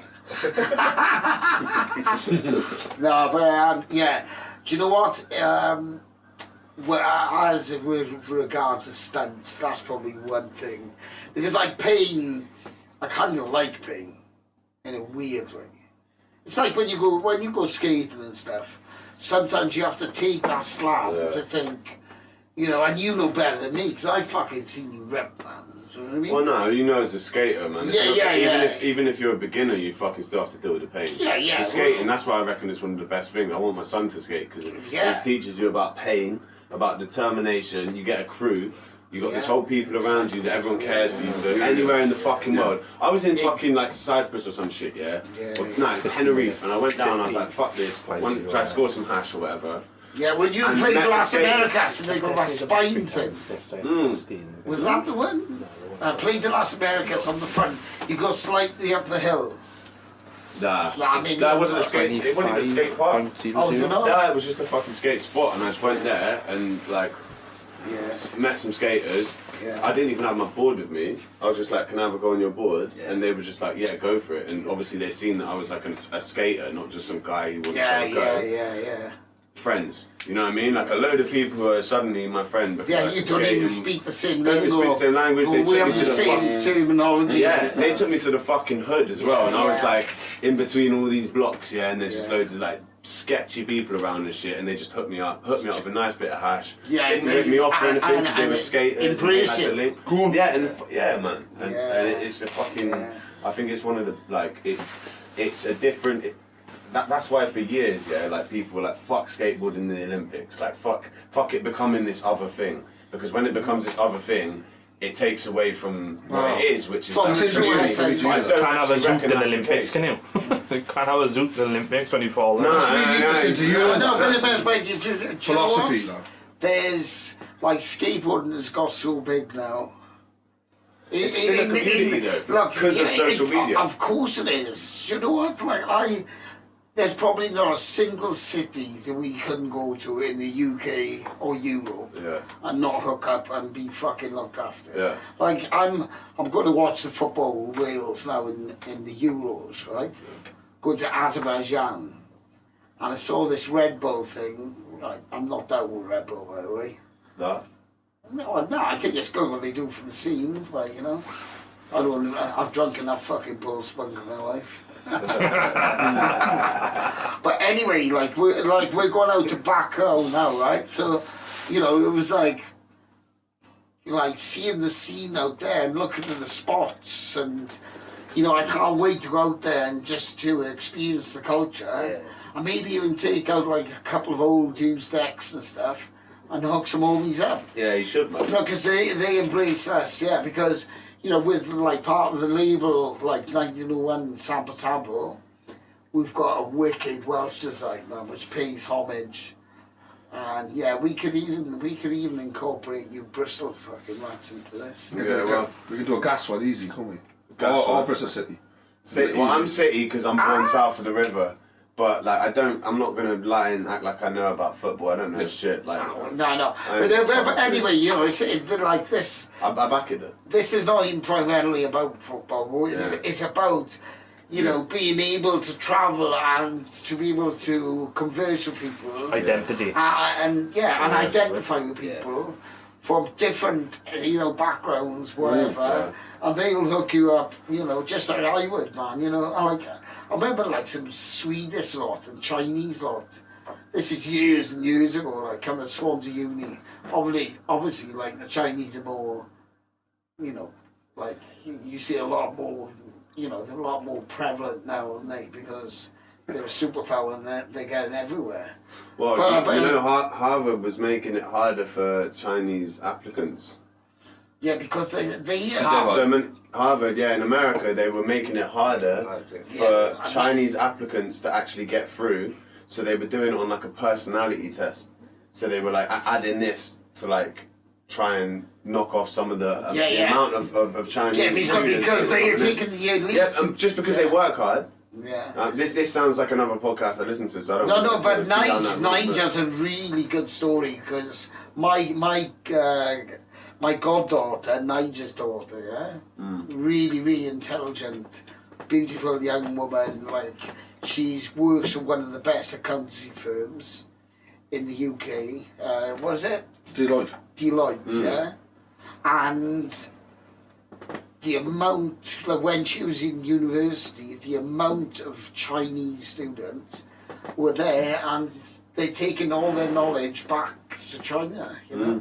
Well, China can... Like, I have nothing against China. No. Well, I've got a couple of things against China, not as the people of China, but the way China runs shit. Like the whole way they're dealing with the Muslim population and shit, and the whole... that they've been taking people's designs from the US, from the UK, from around the world, and just fraudulently copying it, which is it's cool. I don't give a fuck about that, whatever. But the shit that China's going on with right now with Africa as well, China's, and I can't say shit. I'm from the UK, so it's like. No, but they are. But China right now is doing some crazy shit that I couldn't say. Taking out the minerals, which. For phones, you know, it's we're retracting. It's not even just Africa, man. It's like, you know, they're big in like Azerbaijan, you know, Mongolia, you know, the sleeping giant, man. Yeah. But like you said, that's another podcast. Yeah, exactly. Back to the San Portablo. Sapatablo, boy. Sapatablo is a label, which Nige set up. He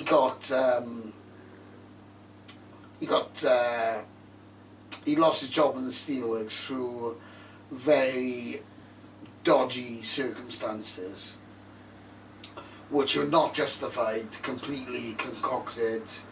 Like basically like manhunted out there. Nige has 4 children to feed, so he goes back to his roots. Is that when you did the fucking I think this is a full documentary. How are we looking on cameras? We good for time? So you got 25.00p on this. Want me to check out? Yeah. Cool, just so we're... Yeah, so long as this one's running. Okay, the audio's all good. 25.00p is on. Right. Yeah, I'll try to keep it sharp, shall I? It's cool. The P's not the time though. Yeah, no, I got it, isn't it? Yeah. It's cool, yeah. It's 150 so we minutes. started Liverpool 4 years ago, before the last Euros. Yeah. We went, you know, we did really well out there. Some great fun. I went from like being really down and had I was in a bad situation. I've never seen this man. We're from Steel Town. So you're quite close. Sorry. No, it's fine. Just, but you can bend it forward. Just bend the mic. So it's not. Change it. Just like this. Just spin it. There we go. Yeah, baby. Perfect. So. Go on, this is okay. Yeah, so just like 4 years ago we started up a label and Yeah, it's gone alright actually. You know, at first, I mean, I didn't have no money, 4 children. My wages at start, I was earning about $2 grand a month. Working in the steelworks, you know, it's, you know, a bit of a mundane job, working, you know, shifts and all that, in a heavy industrial, quite a precarious job really. Yeah, steelworks is fucking full on, man. Yeah, so, it was, like I was in a bad place, you know what I mean? But luckily I'd done some t-shirts, because I'd done a few, like, and this design I was having was the selling. And then Euros came along, we did another one, and like, it was fucking, like, I didn't even want a door or nothing, you know what I mean? I was just surviving. I was managing to pay my bills. And then like fucking Mike comes along. Just some t-shirts, yes. So like fucking Mike comes along, and that, like at that time, his kids and my kids, they were all like pals, and so we well, that's a family so like fucking, we got another mate who was like, like Nelly jumped in, and he was like, fucking get in touch with a local paper, do a piece, like, so like, we done a piece around the corner of the house. There's like there's a couple of graph artists around there, so we do murals on walls. We fucking jumped on a mural, fucking stuck the tops on, me and fucking Dirty Sanchez lad. Yeah, we fucking jumped it on, and then went on the post. Next time we get fucking orders online. We fucking survived, like, and then, you know, we've done over 30 designs within a small town. It's fucking tiny. That's fucking amazing. Swansea's fucking 4 times bigger than Patawa. But we've survived. We've done like. Is that what you're still doing now? As like a yeah, well, I'm a councillor now. I'm a county councillor as well, which is a little bit bizarre. Cause I'm from the underground. You know what I mean? I can fucking hang with the underground, no sweat, man. But that's the best I'm person real, man. for a councillor. Yeah. Honestly, that's in my opinion. It has to be someone who's gone through. We're doing a subway art project at the moment, like so. You know, Banksy came to our town last year, and it was a bit of a revelation, man. We was buzzed, proper buzz. He came down and done a really good piece like Banksy. I mean, he done like it was like an optical illusion, and it was bright. What he did was so bright, man, because he played with the pollution thing and the location he put there. He didn't just turn up. What was it again? Which one was it? Because I remember it's this one, man. So like there's that one, yeah. So you've got you know the kid who's like that, this with a sofa. It's like a week before Christmas. It's called Season of Greetings, and on the back then he had like a fucking bin, man. So you got the ash on the back, yeah. Okay, yeah. You know what I mean? So like there's like the ash on the back, and I know it's terrified, but still. So he dropped this in on us, like, and we were, you know, it was great for us because we got it like. Do you know what? Like, I know everyone has an opinion on Banksy, especially the Bristol graph heads and stuff, but for like a deprived town like Portola, He gave us a gift, man. or maybe it was his PR team who give that gift. It was so good. I feel like I feel like he definitely has given gifts to a lot of people. I know, like with the boxing club down on M32. That's right, yeah. Things like that. He's done a lot of things for places that he's probably like, you know what I mean, has an affinity with or something. I get the thing is, as someone who is like at a point is like totally, completely fuck Banksy, like deep in a crew that's like completely opposite of what he represents, and like I've grown, and I've been away from the whole graph scene for like quite a while now. Do you know what I mean? I miss it, like fuck, but I haven't been active, so I can't really say shit. But I've got like a different perspective on it, and I can see that I've always been able to see that. Like when I first started doing graffiti, I did stencils. Because I got, like, I've seen Banksy, I always loved graffiti, but like, I was like, oh, I like stencils, I've seen Banksy doing it, and I did them, and I was like, this is too easy, I want to do freehand shit. And then I got into that, and you get further and further into the point you're like fucking fighting people for going over your shit and jacking their paint and that was just like standard. So the whole Banksy thing was like, you've got a legal team, you've got all this other shit, and if there's a stencil on a wall in Bristol, like the same as splitters do.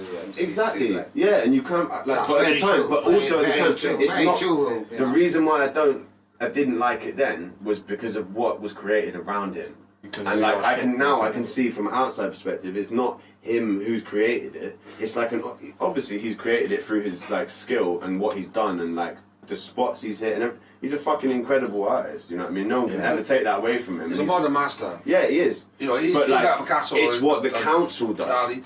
Yeah, because the council will see a wall, and if it's got a stencil on it, whether it's a Banksy or not, they'll buff everything around it, like tags. Certain hand styles, like a hand style takes years to learn. Like you've got to take years to learn to be able to do different hand styles, to be able to flare a can to get it to go fat and top, thin. All that shit that's art, man. Like, and no one, if you don't understand it, then you're gonna say it's not. So for us in Bristol, it was like, the council were going around and they would take a photo of a wall if it had a stencil on it, and they'd send it to their superior, and their superior would tell them what to paint over.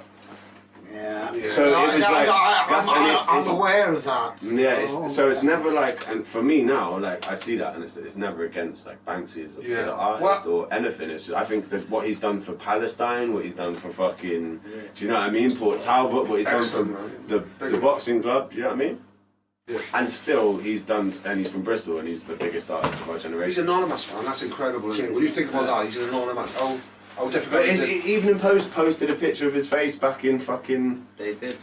He's not. That's the thing. It's amazing. He is. I know that you can work out who he is. Right. He's anonymous. Well, our biggest fear was when he came to our town was that he was going to get busted in our town. He didn't. He's been to like where's the place with one Cornetto? Where was that city? Venice.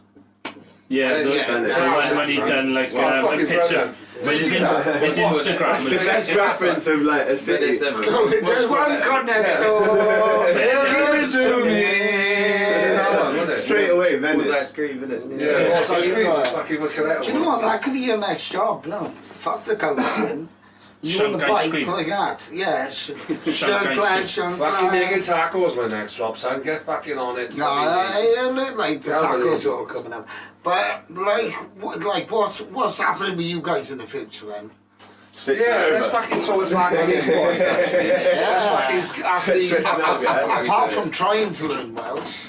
No, you're going to come down for a podcast if we get it off the ground? I reckon you should. Coming down? I reckon you should. I reckon it'd be fucking sick. We do it in the 1901 store. You could even do it in the fucking shop, man. That's a good show. I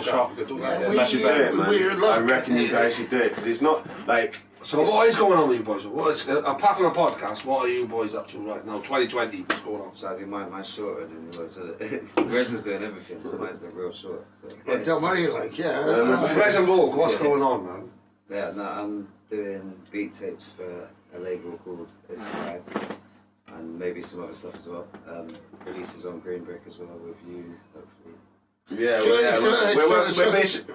Sorry, so Green Brick is your baby. Yeah? Green Brick Records is mine and Bad Habits. Yeah, so it's like our label. that's what I thought. Yeah, because we just like, I don't know, you know what I mean. I wanted longevity in this shit. So if I'm having a kid or something like this happens, like I've had a kid, it's like there's still something in the background. You got some bars right there. Other people do. Real life. Do you know what I'm saying? Other people have got music there to release. But it goes back to what we were talking about you must be proactive. You know, and you're like even today, always thinking, you know. Yeah, but you've created, you know, like within your lovely little space, you know, and like the hospitality, you know, the vibe, you know, it's good, man. You know, and it gets your brain thinking. You know?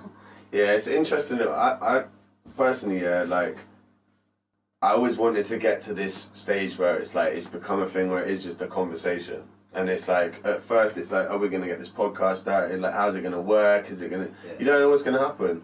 And at the end of the day, from the first one onwards, it's just been like this. It is just... And same, that's what I'm saying, you guys should do it, is it's just like, it's a fucking... You get so much out of a chat. How often do we sit down and talk to each other on this kind of level? Like, we'd always, if say we're sat here like this, we'd be at a bar or something, there's all this shit going on, and like, because we know that because we know it's being recorded, and it's like, alright, well, let's talk about things. So there's all these things that have happened in my life, whoever, like yours, everyone's, and like we're all on the same page on some level. And so, so much shit comes out. Like when you do an interview as well, and it's the same, like say 5 questions. Yeah. And your answer's always going to be pretty much the same, unless you get. Unless you're a really good interviewer who does get time to elaborate on it. So if it's like there's no time on it, then you get to have a conversation. That's very, very fucking true, man. That's because the amount and in like this age where the art conversation's been lost, it's like we almost like rediscovering it through social media. And celebrating conversation. Podcast is a new radio. Through podcasts, I reckon like that's because when I started listening to podcasts, I was like, what the fuck? Hold on a second. Like, I'm learning shit but not like, I don't have to pay to, it's like you're in a conversation with someone, but you're still doing another activity or whatever. You could be, I could be driving and listening. Same with how radio must have been for everyone for years and years and years and years, you know what I mean, before. Yeah. But it's like you can't, well, I suppose you could, but it's not legal, but you can't drive and read a book, man. Do you know what I mean? You know, and it's nothing like hearing like people who are on the same sort of level that are buzzing off each other and just incorporating, maybe agreeing, maybe not agreeing. You know, that's what life's about, isn't it? You know, like fucking, you know, we're not all the same. Discussion, You got the time if you don't agree to fucking have a talk debate, about why you don't agree or something. Yeah, exactly, man. Exactly. And do you know what? That's what really stoked me out when I heard, you know, like you guys, you know, starting off, you know, it's really fucking cool, man. It's a nice setup. Yeah, well, I mean, it's still in works. Like, I'm moving in a month and a half or something. Because it's can't afford it here. But the new place that I'm getting, it's the same kind of room, but it's a dormer, so it kicks out. So it's straight out and down.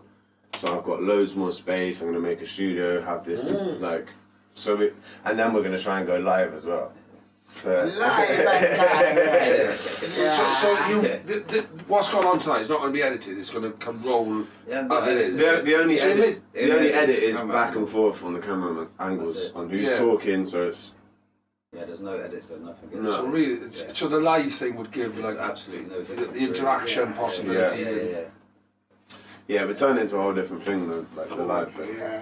But I think like you guys should definitely do. Yeah, well, you know, to be honest, you won't get a word in with fucking dad involved with me.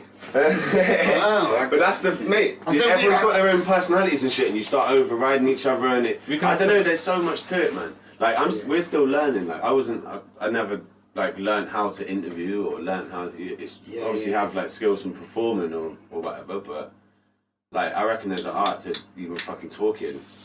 You know what I mean?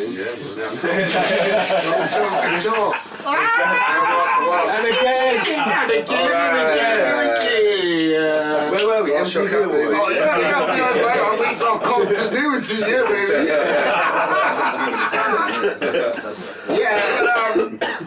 There's corner shop, man. They're all fizzed up. You be doing the job in it. It's a raw cans out of me. Yeah, but there's loads of exciting stuff going up though, man. Yeah. So what about the cooking then? Because now you're learning about the taco thing. Tacos, yeah. Yeah, it's been a pipe dream for like way too long now, and do you know what? I'm looking at my man there. You got the skills? Yeah. We're ready to rock, man. We're ready to rock, dude. What, you need a chef? Well, look, I actually did a recipe in Pritchard's second book. I'm no vegan, by the way, but like I have my ultimate respect for Matthew for what he's achieved and what he's gone for, and you know, this is no like fly by night, just let's jump on the fucking vegan bandwagon. But when I started playing around, like, I didn't realise how cool cauliflower can be, man. So good, man. It's like the so meat of the earth, man. Man. You give that the right pizzazz, you roast it up, you chuck that flavour into it, you wrap it into a taco, you get that guacamole. That sour cream, ooh, baby, man. Boys. The palate is doing somersaults. I kid you fucking not. Yeah. Well, you have to bring that to this table, man. Next time you cook, it won't take long, man. You should cook in it, and then I'll cook, and Crazy cooks. Yeah, we'll do the cook show. Like a cook-off. No, we'll do a cook-off. If you're going to cook show, I tell you what, actually, we'll arrange it, yeah? Right. From this. Let's log this. No, 100%. Yeah, man. Yeah. I'm down, boys. Yes, Yeah, well, definitely in there. Yeah, man. Yeah, I'm super down. Yeah, because I reckon like let's try and make it happen soon though, because I know crazy. Well, I'm ready to rock now. Sometime, man. Wait for the sun to come out. Crazy will do it anytime. Yo, Yeah. Wait for yo, the sun yo. trying to come out. But There's even if we let's do there's- one soon, there's- if we keep it in the bank or whatever, but even just to test the water, Yeah. we should do it. Just Yeah, try it like, out. Just Like, to see do a what cooking show. Pancho's If talking Lewis about. Hamilton will drive up, man, we'll be up there fucking. Yo, come to Roots Festival, which is in Merthyr Mawr.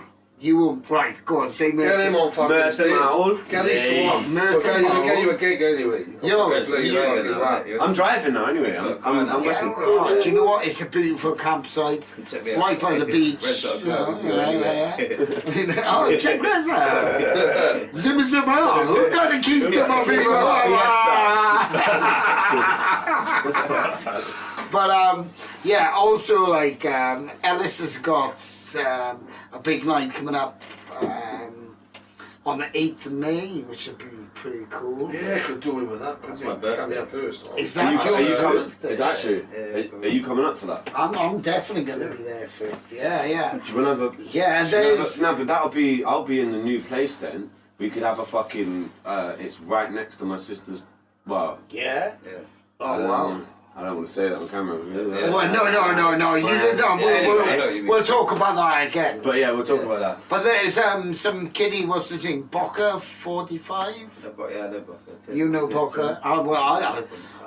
If I'm going to be honest, look, to be brutally honest, until I said to me, I didn't have a fucking clue, No, man. he's old school, man. You know Boca. Yeah. He used to run Purple I Penguin. probably do, Do you yeah. remember That's, Purple Penguin Records? yeah, he was part of that, that's what he said, Yeah. yeah. But, What's his name? It's Ben Dubison and him. He's got a record label, did he? Purple Penguin Records is Yeah. the shop. In Bristol. you Yeah, yeah. Whereabouts was it? At the top of the Christmas steps. that must be... 95 to 98. Make sure you shut the door on the way out. That's I don't... Don't cut that out. Yeah, and don't slam the toilet seat.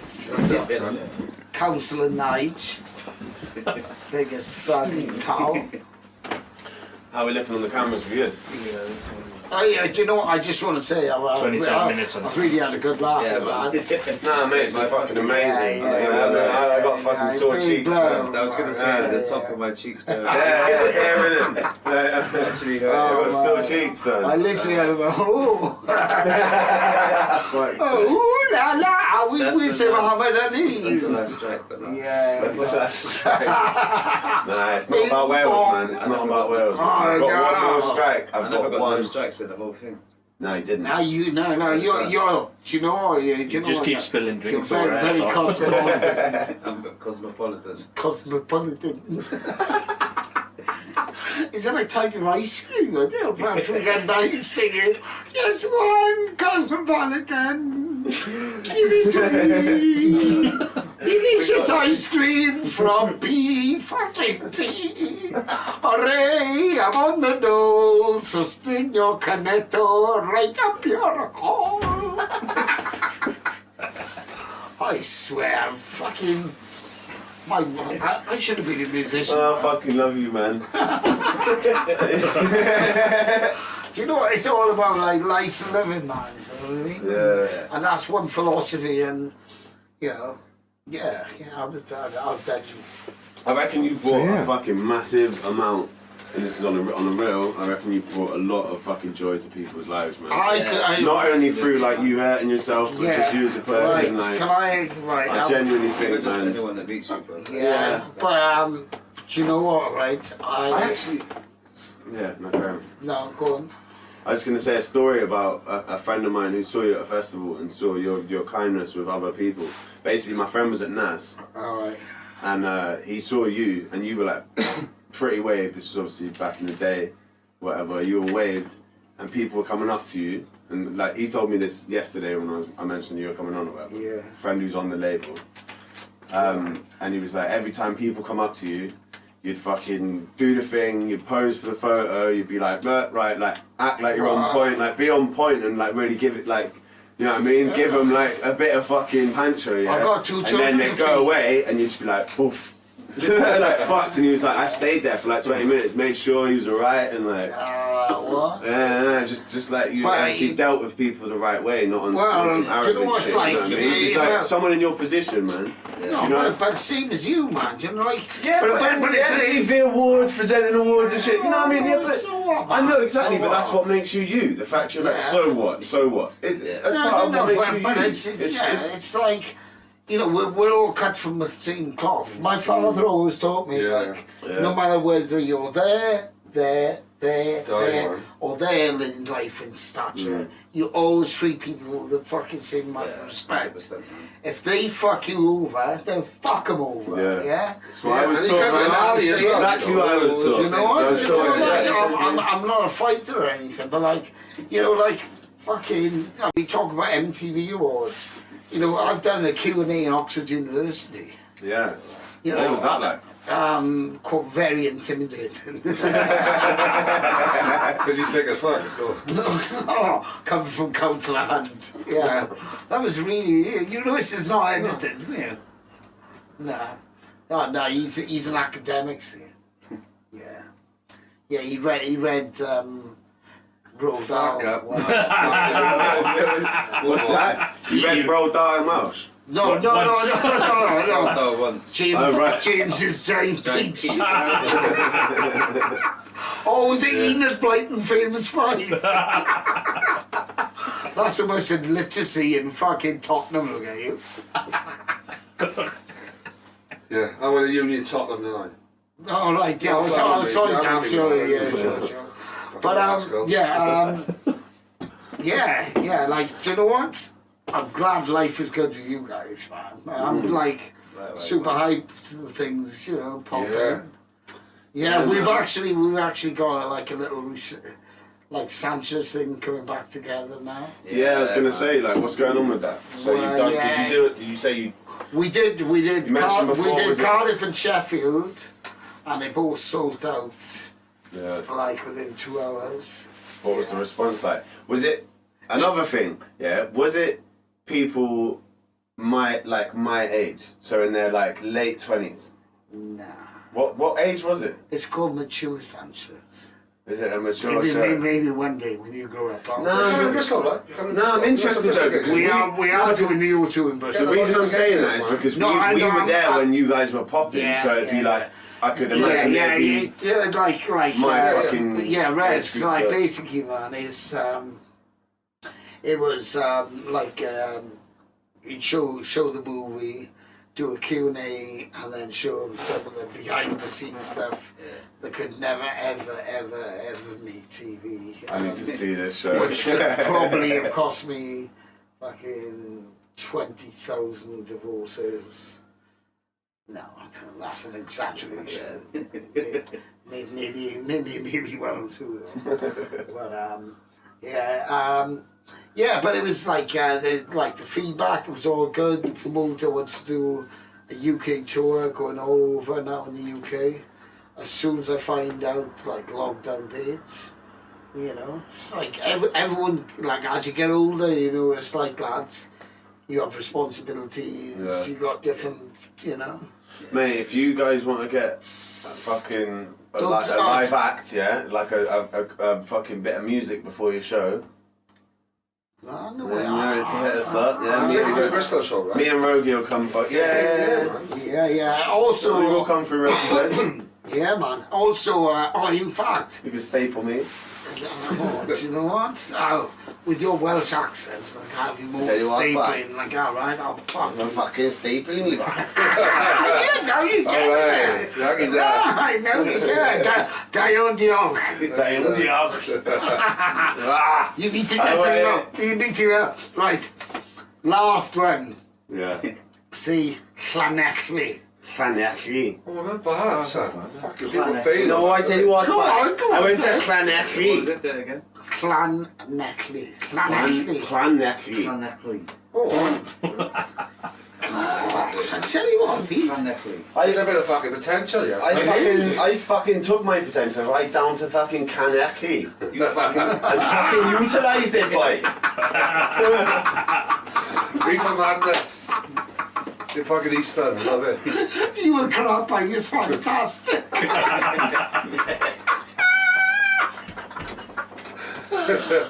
Oh man, I haven't asked so much in fucking ages, I swear, man. This is fucking being a fucking joy. I kid you not, man. Fucking hell. Big up Bristol, man. Big up fucking Port Talbot, mate. Port Talbot's in the house. What's up with you? Yeah, Jesus. Yeah, fuck, I don't really know what to say now, man. It's like, Well, what time are we on? do you want to, 20 We got minutes. 20 minutes? I reckon a gig, like, I'm doing some stuff with Ben Grove, you know Ben, yeah? Skater Ben? Yeah, man. Yeah. Yeah, I don't know him personally, but I know Ben well, obviously. yeah, Bad boy he's skater. gonna be in Bristol on the 21st of, hang on, let me check my phone. This might take a while. It's alright, I've Check my phone. Loves the list pants. Right, it's there. It's like, my lady texts me, doors left open again, can smell it in the living room. I even put that's up the you, sign. Nige. What was that me? Yeah. Nige. Oh man. Firm words, mate. Do you know what? You Nah, need sorry, Helen. You She- need tell you to what, buy mate. those trainers right Yeah, tell now. she might get a job, man. She goes, night Cortez. Favourite trainer. She might Cortez, get yeah. a job. Yeah, Big yeah. on Cortez. Yeah, It'd be easier than that. It'd be easier, man, because they're just like two colours. Yeah. So, Well, no, with that one, yeah, that one's just a tester. So that was like, she's just fucking around. Like, if any colourway, she could literally do pretty much, no, like camo and stuff. I mean, she probably could, maybe it would take a while. But like any colourway ever, on any shoe, really. Yeah, no, it's got a lot of potential, right? Yeah. What size, Yeah, do you know what? what size do you want him in, Knight? Size 12? Do you know what though, shop, Rez, man? Your lady's got some talent there. She So what did- motor, she did that the motor hands as there, well. is that an actual motor, like? That was her dad's old motor. So her dad had that at one point. I can't remember. I don't know how long ago. She could do a t-shirt design, I think. Yeah. Young Helen, yeah. Mate, honestly, that'd be wicked. Like, No, if, but I if you mean- wanted to do Oh yeah, like any collaborations. Yeah, we man. could- yeah, well, we Commission, should do. Maybe forward. we should do a fucking collab, innit? Yeah, man, we could do a Brizzle design, couldn't we? It'd be Yeah. nice to smash And it. we could do a Port Talbot design on Fatty Lou. Oh, I tell you what, We've got some good- yeah, exactly. With Fatty Lou. Yeah. So you guys did a Bristol one, but we both printed like, so say it was like so we'd have it, so it was like Bristol, and on the side it would be like Bristol Port Talbot. Yeah, or well, whatever. San Tabo, yeah. And you did the San Well, Tabo. similar to the, well, they Yeah. done a collab with the Weekend Offender. Yeah, with the Weekend Offender. Yeah. Weekend Offender, because they were doing cities, weren't they? Because you've Yeah. got some good architecture in the city as well, so... I mean, obviously you've got the bridge in it, which is like the suspension. It's real bridge, iconic, but like there's more like for me what's now. your favourite Yeah, buildings in this town then? What's your favourite buildings? one of my favourite buildings was the so there's a couple. There's a few actually. There was like the postal building, which was like right next to Temple Meads. Still there? Yeah. It's gone. No, it's gone. Gone, yeah, completely gone. But we went in there when it was abandoned. Made a skate park. There'd be images of that. Oh gosh. There's a bit of footage from the inside, but not too much. I could show you some footage. First time we went in there, bro, there was like, we went in, I was like, fuck it, I don't know, I was young, man. I had my fucking BB gun, we all had sticks and shit, we were all kids. Yeah, like You know what I make mean? peace and all that was like, you know. This was like before they went in and made the skate park. And Oh, before Yeah, that? this was like when we were Yeah. kids, like when it first got abandoned, and we went in there. Because we you were used to have walking to through, go it was up like- those dodgy stairs. Nah, that's Stokes Croft. So No. that- That's I the know, Stokes Croft one. I know the Stokes. Yeah, the Stokes Croft one is not. Like, Yeah. The other one. You still had to go up the stairs. Yeah, the, yeah, the, but the I main mean, it's corridor. not- But it wasn't like no sides or whatever. You got the But post yeah, office in. so the postal building, the Stokes Croft building was obviously that's the main one in Bristol. So You don't know that. on Stokes Croft, if you know the photos of Bristol where you see the big crocodile with the skull on the side of an abandoned building, Sweet Tooth and Actually wrote. Sweet Sweet the Ashley Road building. Yeah, Sweet Tooth, the graphite. Yeah. Sweet Tooth and like Street Tooth and Cyclops. yeah, That one. yeah. He used to come here, did he? Yeah, no, he painted one of them fell off and broke their fucking back. Sweet Tooth, man. Yeah. They're from like Hackney. What part of Hackney? they're from a certain part of Hackney. I thought they only was like pretty exclusive to Hackney Whip, man. That's they're from Hackney Whip. I don't know. Sweet Tooth and No, Cyclops. Sweet Tooth and Cyclops. Yeah, but then the crocodile was Sweet Tooth. Yeah, could well have been. No. Randy. Okay. Yeah. Ty. Shouts to Ty. We got Ty. So you got. But yeah. So those two, and then like back when I was a kid. Well, to be fair, the fucking YMCA building, man, and the garage at the bottom of Dean Lane, those two buildings have probably had more like prominence in my fucking life than any other buildings. I painted them so many times. The Dean Lane skate park, the big wall at the bottom. Chimney man up there? That's the YMCA, and then you got the swimming pool next to it, and on the right hand side. Skate parking and and on the right hand you've got the garage, and like those three walls, like the YMCA wall, the back of the garage wall, and the swimming pool wall. Big up to everyone involved with like fucking making a Dina. Fix Up. Nothing. That guy Fix Up. Up. Yeah. Shouts to fucking Fix Up. Massive. All the DLH crew, Dylan, all of those guys. Yeah, Tidy Mike, get Tidy. involved. The thing is with Dean Lane, man, is like that's literally where I grew up. Like that's where I fucking grew up. Don't have to be Nice to Dean grow Lane, up, I'd say. Is I that learned how to what shot, like scrap, whatever, skate, fucking paint. You know what I mean? Like that was like our birthplace. That's where Split Profits met. That's where everything happened there, man. That's like our thing. That's like our place. That's why we made that track that's in the documentary. Yeah. If you look back at the Bristol sort of archives now, you look at Fresh 4, you look at Banksy, yourselves, you know, you're all going into D-Lane. You're all recording in D-Lane, so that kind of and for Bugsy, he was from a different side of the city. Bugsy wasn't from there when he like he's not from there at all. He's from Paul's. Yeah, he's a Paul's head, and the fact that he comes over to. But if you want the aesthetic, he had such a good good following within Bristol because he's such a unique artist. He can come to Dean Lane and do a fucking video there, and obviously we're all and everyone came. Yeah, it was one of their Wildcat doing that tree flip over the fucking. Mate, Wildman. Yes, and that's in the fucking. I reckon that was a big part of like Bristol history, man. And the fact that like Bugsy was there filming the video and fucking. But you know what? That tray flip, bro. That tray flip, it was fucking bionic, man. I remember being based in Bristol. It's not even right. It's not even right. Like, when you actually go look at it, he makes it look so easy. But you have to land on that narrow. When you go and look at it, and you actually go like, nah. I wouldn't fucking ollie that shit, man. Mate, fuck off, man. Like, I think I ollied it once. I've ollied that once, and that's it. And I grew up there. You know what I mean? That's where you honed your craft. Yeah, that's why I broke my fucking... Percy Dean. Did you remember Percy Dean? Percy from up north. Do you remember Percy? Yeah. Percy got me into skating. Document Percy? Yeah. Yeah, of course I know Percy. Percy was the reason I skate. He was with Lisa. Shouts to Lisa, shouts to Percy, shouts to Joan Burrows. Their son, we were at school together. Well, it wasn't their son, he was the stepdad or whatever. But he gave me... And hip-hop as well, bro. Percy gave me my first setup, and he gave me those first 3 CDs, the fucking Tribe Called Quest, Midnight Marauders. What was the other one? J5. J5 Quality Control, because I've told this story before, you already know. Yeah. And an Offspring CD. No way. Yeah, and that's what Percy gave. And he gave me my first setup and basically taught me about it. And we was down at Dean Lane, where I'm going to with this. And I dropped in on the old half pipe. Do you remember the old half pipe? Yeah. And I just dropped straight into a hole, ate shit, broke my wrist. I was like, mate, my wrist is broken. I was like I was being a big man, do you know what I mean? Like 12 years old, like, mate, I think I broke my wrist. He's like, fucking do it again. Fucking do it again. And he was like, is he the Scouts with a beard, right? That was in the he had like a I know what you mean. bald head. Yeah, he's a fucking legend, man. Percy's a legend. And he was like, nah, mate, fucking do it again.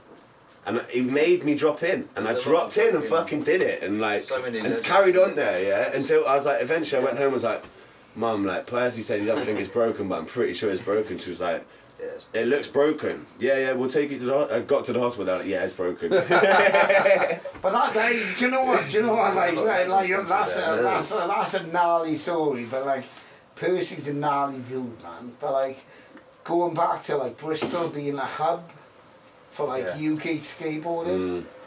You know, the amount of times, the amount of people I've met, you know, like in Bristol, and then like the influx of people who move here. You know, like years ago, you had like Mark Channer, Rushbrook, Harry, fucking Vaughan Baker, fucking Flynn. Storks. Well, the big Irish Storks.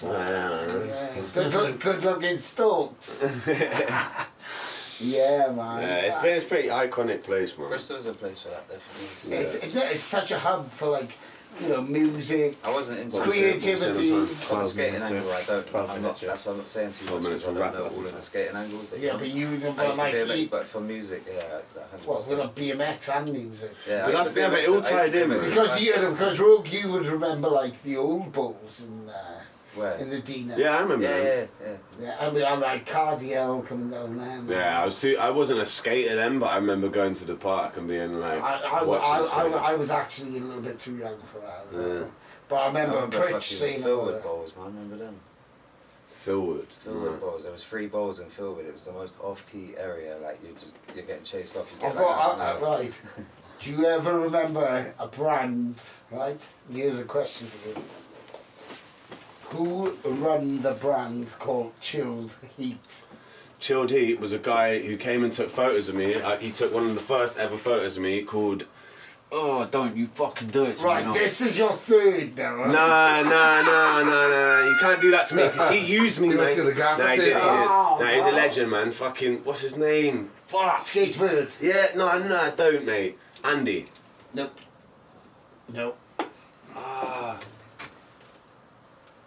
First name begins with J. Jason Jason fucking... You almost said it. Jason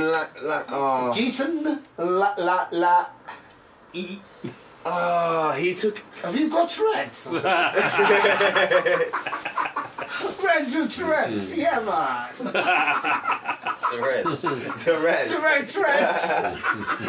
You got Therese.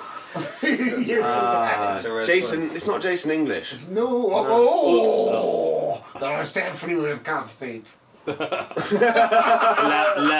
Jason English. I just had to throw it in there. Begins with L and ends with N. Nah, tell me, because I can't read. Jason Lunn. Lunn, that was it. See, you're so close. Jason fucking Lunn, man. Yeah, no. Chilled Heat, and I had a few photos of him on his site, man. And he was taking. I had like a little tray flip over a red barrier. No, a kick flip over a red barrier. What else did? I remember the maddest thing with Jason Lunn is we like met in 50/50, and I was like young, just like fired up to get photos, wanted to get sponsored and shit. And he was like, right, we'll go out and we'll shoot some photos. And we got down by the O2, and you know there's the Marriott next to the O2? Yeah? There's that fucking giant handrail that comes down from the entrance. There's no run-up. He was like, caveman it. I was like, no. What? He was like, go on, man, just caveman it. He was like, you could do that, because he knew that I was like fired up, and he was just trying to draw that fucking... turn it up inside me or something. He was like, just caveman it. I was like, nah, mate, I'm alright. Like, I'm not gonna fucking throw myself down 24 flights of stairs on a caveman. I don't even do cavemans, like. But yeah, Jason Lunn, shit. Yeah, Jason Lunn, man, I swear, man, he must have... Jace, you know I love you dearly, man. But he's a good dude. The amount of money you spend on Chilled Heat stickers. In fact, some of them are still going on. Mate, there's too many sound bites from this one, man. I'm sorry, there's too many. He came to Swansea and he was giving me the analogy of Chilled Heat. It's like, it's chilled, but when you get fucked up, there's heat, man. I was like, yeah, no shit, Sherlock. I do love you, guys. I do love you. I'm not ripping you off. You've got the best fucking Madonnas out there, son. Yeah, if I could Madonna like you, I'd be fucking rich. Yeah, he could definitely escape rap. We got to wrap it up though before cameras start dying. So let us know if there's anything that's coming up immediately that you can talk about, like dates, or is there anything that's coming up that, or is it kind of in the pipeline? Like? Yeah, like May the 8th. May the 8th in Bristol. Yeah, what's it called? Day 2. We have to go to that. It's my. Yeah, Yeah, like, I know, 100%. And that spot with Ellis. Yeah, and I had like lots of graffiti writers. Yeah, I don't know why you boys should get involved. Things before that, could do after it. Well, yeah, mate, we can do that shit before. Like, Yeah. I'm up, if you guys are up for doing that, like, Just rock a van up outside and just get to it. mate, no, but I'm saying if we do the cooking thing, like, Yeah. do a cooking show. Like, if you guys are up for it and you want to drive we're up in again, the area. I'll pattern it with Crazy and you guys, and we can all kind of figure out something. Yeah. And then we'll do it in the next couple of weeks. Or I'm off work end of next week, man. I'm just doing music and this and fucking a little bit of labouring and whatever I got to do on the side to get money. Yeah.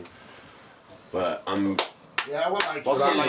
Let's do a little. What's like, that? apart from promoting, like. The Sanchez thing. Well, yeah, the Sanchez thing, but like we got that design coming out for Baku, which is really amazing. It's going to be flip-flop. Yeah, Fake Scam, we're doing a night in the Feckler and a bit of a skate thing, like due to Ben Grove. Big up to Ben Grove for the skateboards, much respect. I don't deserve it, but thank you. Keeping an old man popping. Yeah. But I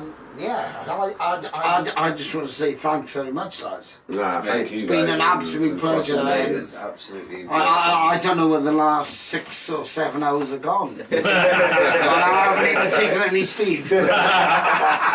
Big up the brick sofa, dude. It's always a pleasure. thank you. Yeah, big up the fucking Queen sofa, the brick sofa. Lovely vibes. You're a legend, Yeah. brother. And I reckon Good to I have you on, genuinely. man. You're a legend. Yeah. Nah, you are, man. you know, You are. And I'm sure you are in your own right as well. Maybe down the line. Yeah. I'd love to see a podcast with you two, man. I think like you two do a really fucking good podcast. Sat opposite the table. I'll tell you what, if Going at each other. Won't need the booster seat either then. If you could get a podcast that could capture the smell of a joint, this place, man. This podcast goes to the top. Just one last Reefer thing. madness. Check it out. Howard Marks No, I know the has film, left but, us a little gift, which, one time we'll share. Pants. Yeah. Pants. Do you want to show the merch? Yeah, let me show the merch as well. So you guys dropped us with a couple of t-shirts. Yeah, man. Still, Yeah. Tell you, Alan. Sample tableau. So for the people watching, that's the back. 1901. 1901. Yeah, man. 1901. For the people out there, Yeah. go cop it. And tell us quickly, how long have we got? Have we got like a couple of minutes? Yeah. Quickly, in a minute, tell us a story about this guy. Tell you, Alan, he's like the unofficial mayor of San Patablo. Big up. He's like he's a stylish old gent who's lived alternatively. The community's really benevolent towards him. He never begs, he never takes. He He used to wear a kilt when he was younger, and he was just an eccentric man, and everyone used to buzz off. So I think I we paid smoked homage to him. I smoked my first joint with him when I was That's like, it. Yeah. He's been around, yeah. Yeah, He and he's My loved OG. that. He lived in And we Augusta just give him his for moment. years. Is it? Yeah. Fuck, proper legend. I rate that. I We rate managed that. to get him in Go a- cop one of these t-shirts We right managed to now. get, he was people out homeless there. for 30 years, and we managed to get him in a house last year. So he's Yeah, actually sick. housed now after 30 years on the streets, man. So That's he's, love, I love that. Yeah. he's born on Valentine's Day. You know what I mean? He's a bit of a smooth operator. I think he's blessed. Yeah, so there we are. do you know what? He might as well be my grandfather. Big shout out to Terry Allen. man. You, Much love. big Quickly, shout out. socials as well. Where can everyone find you guys?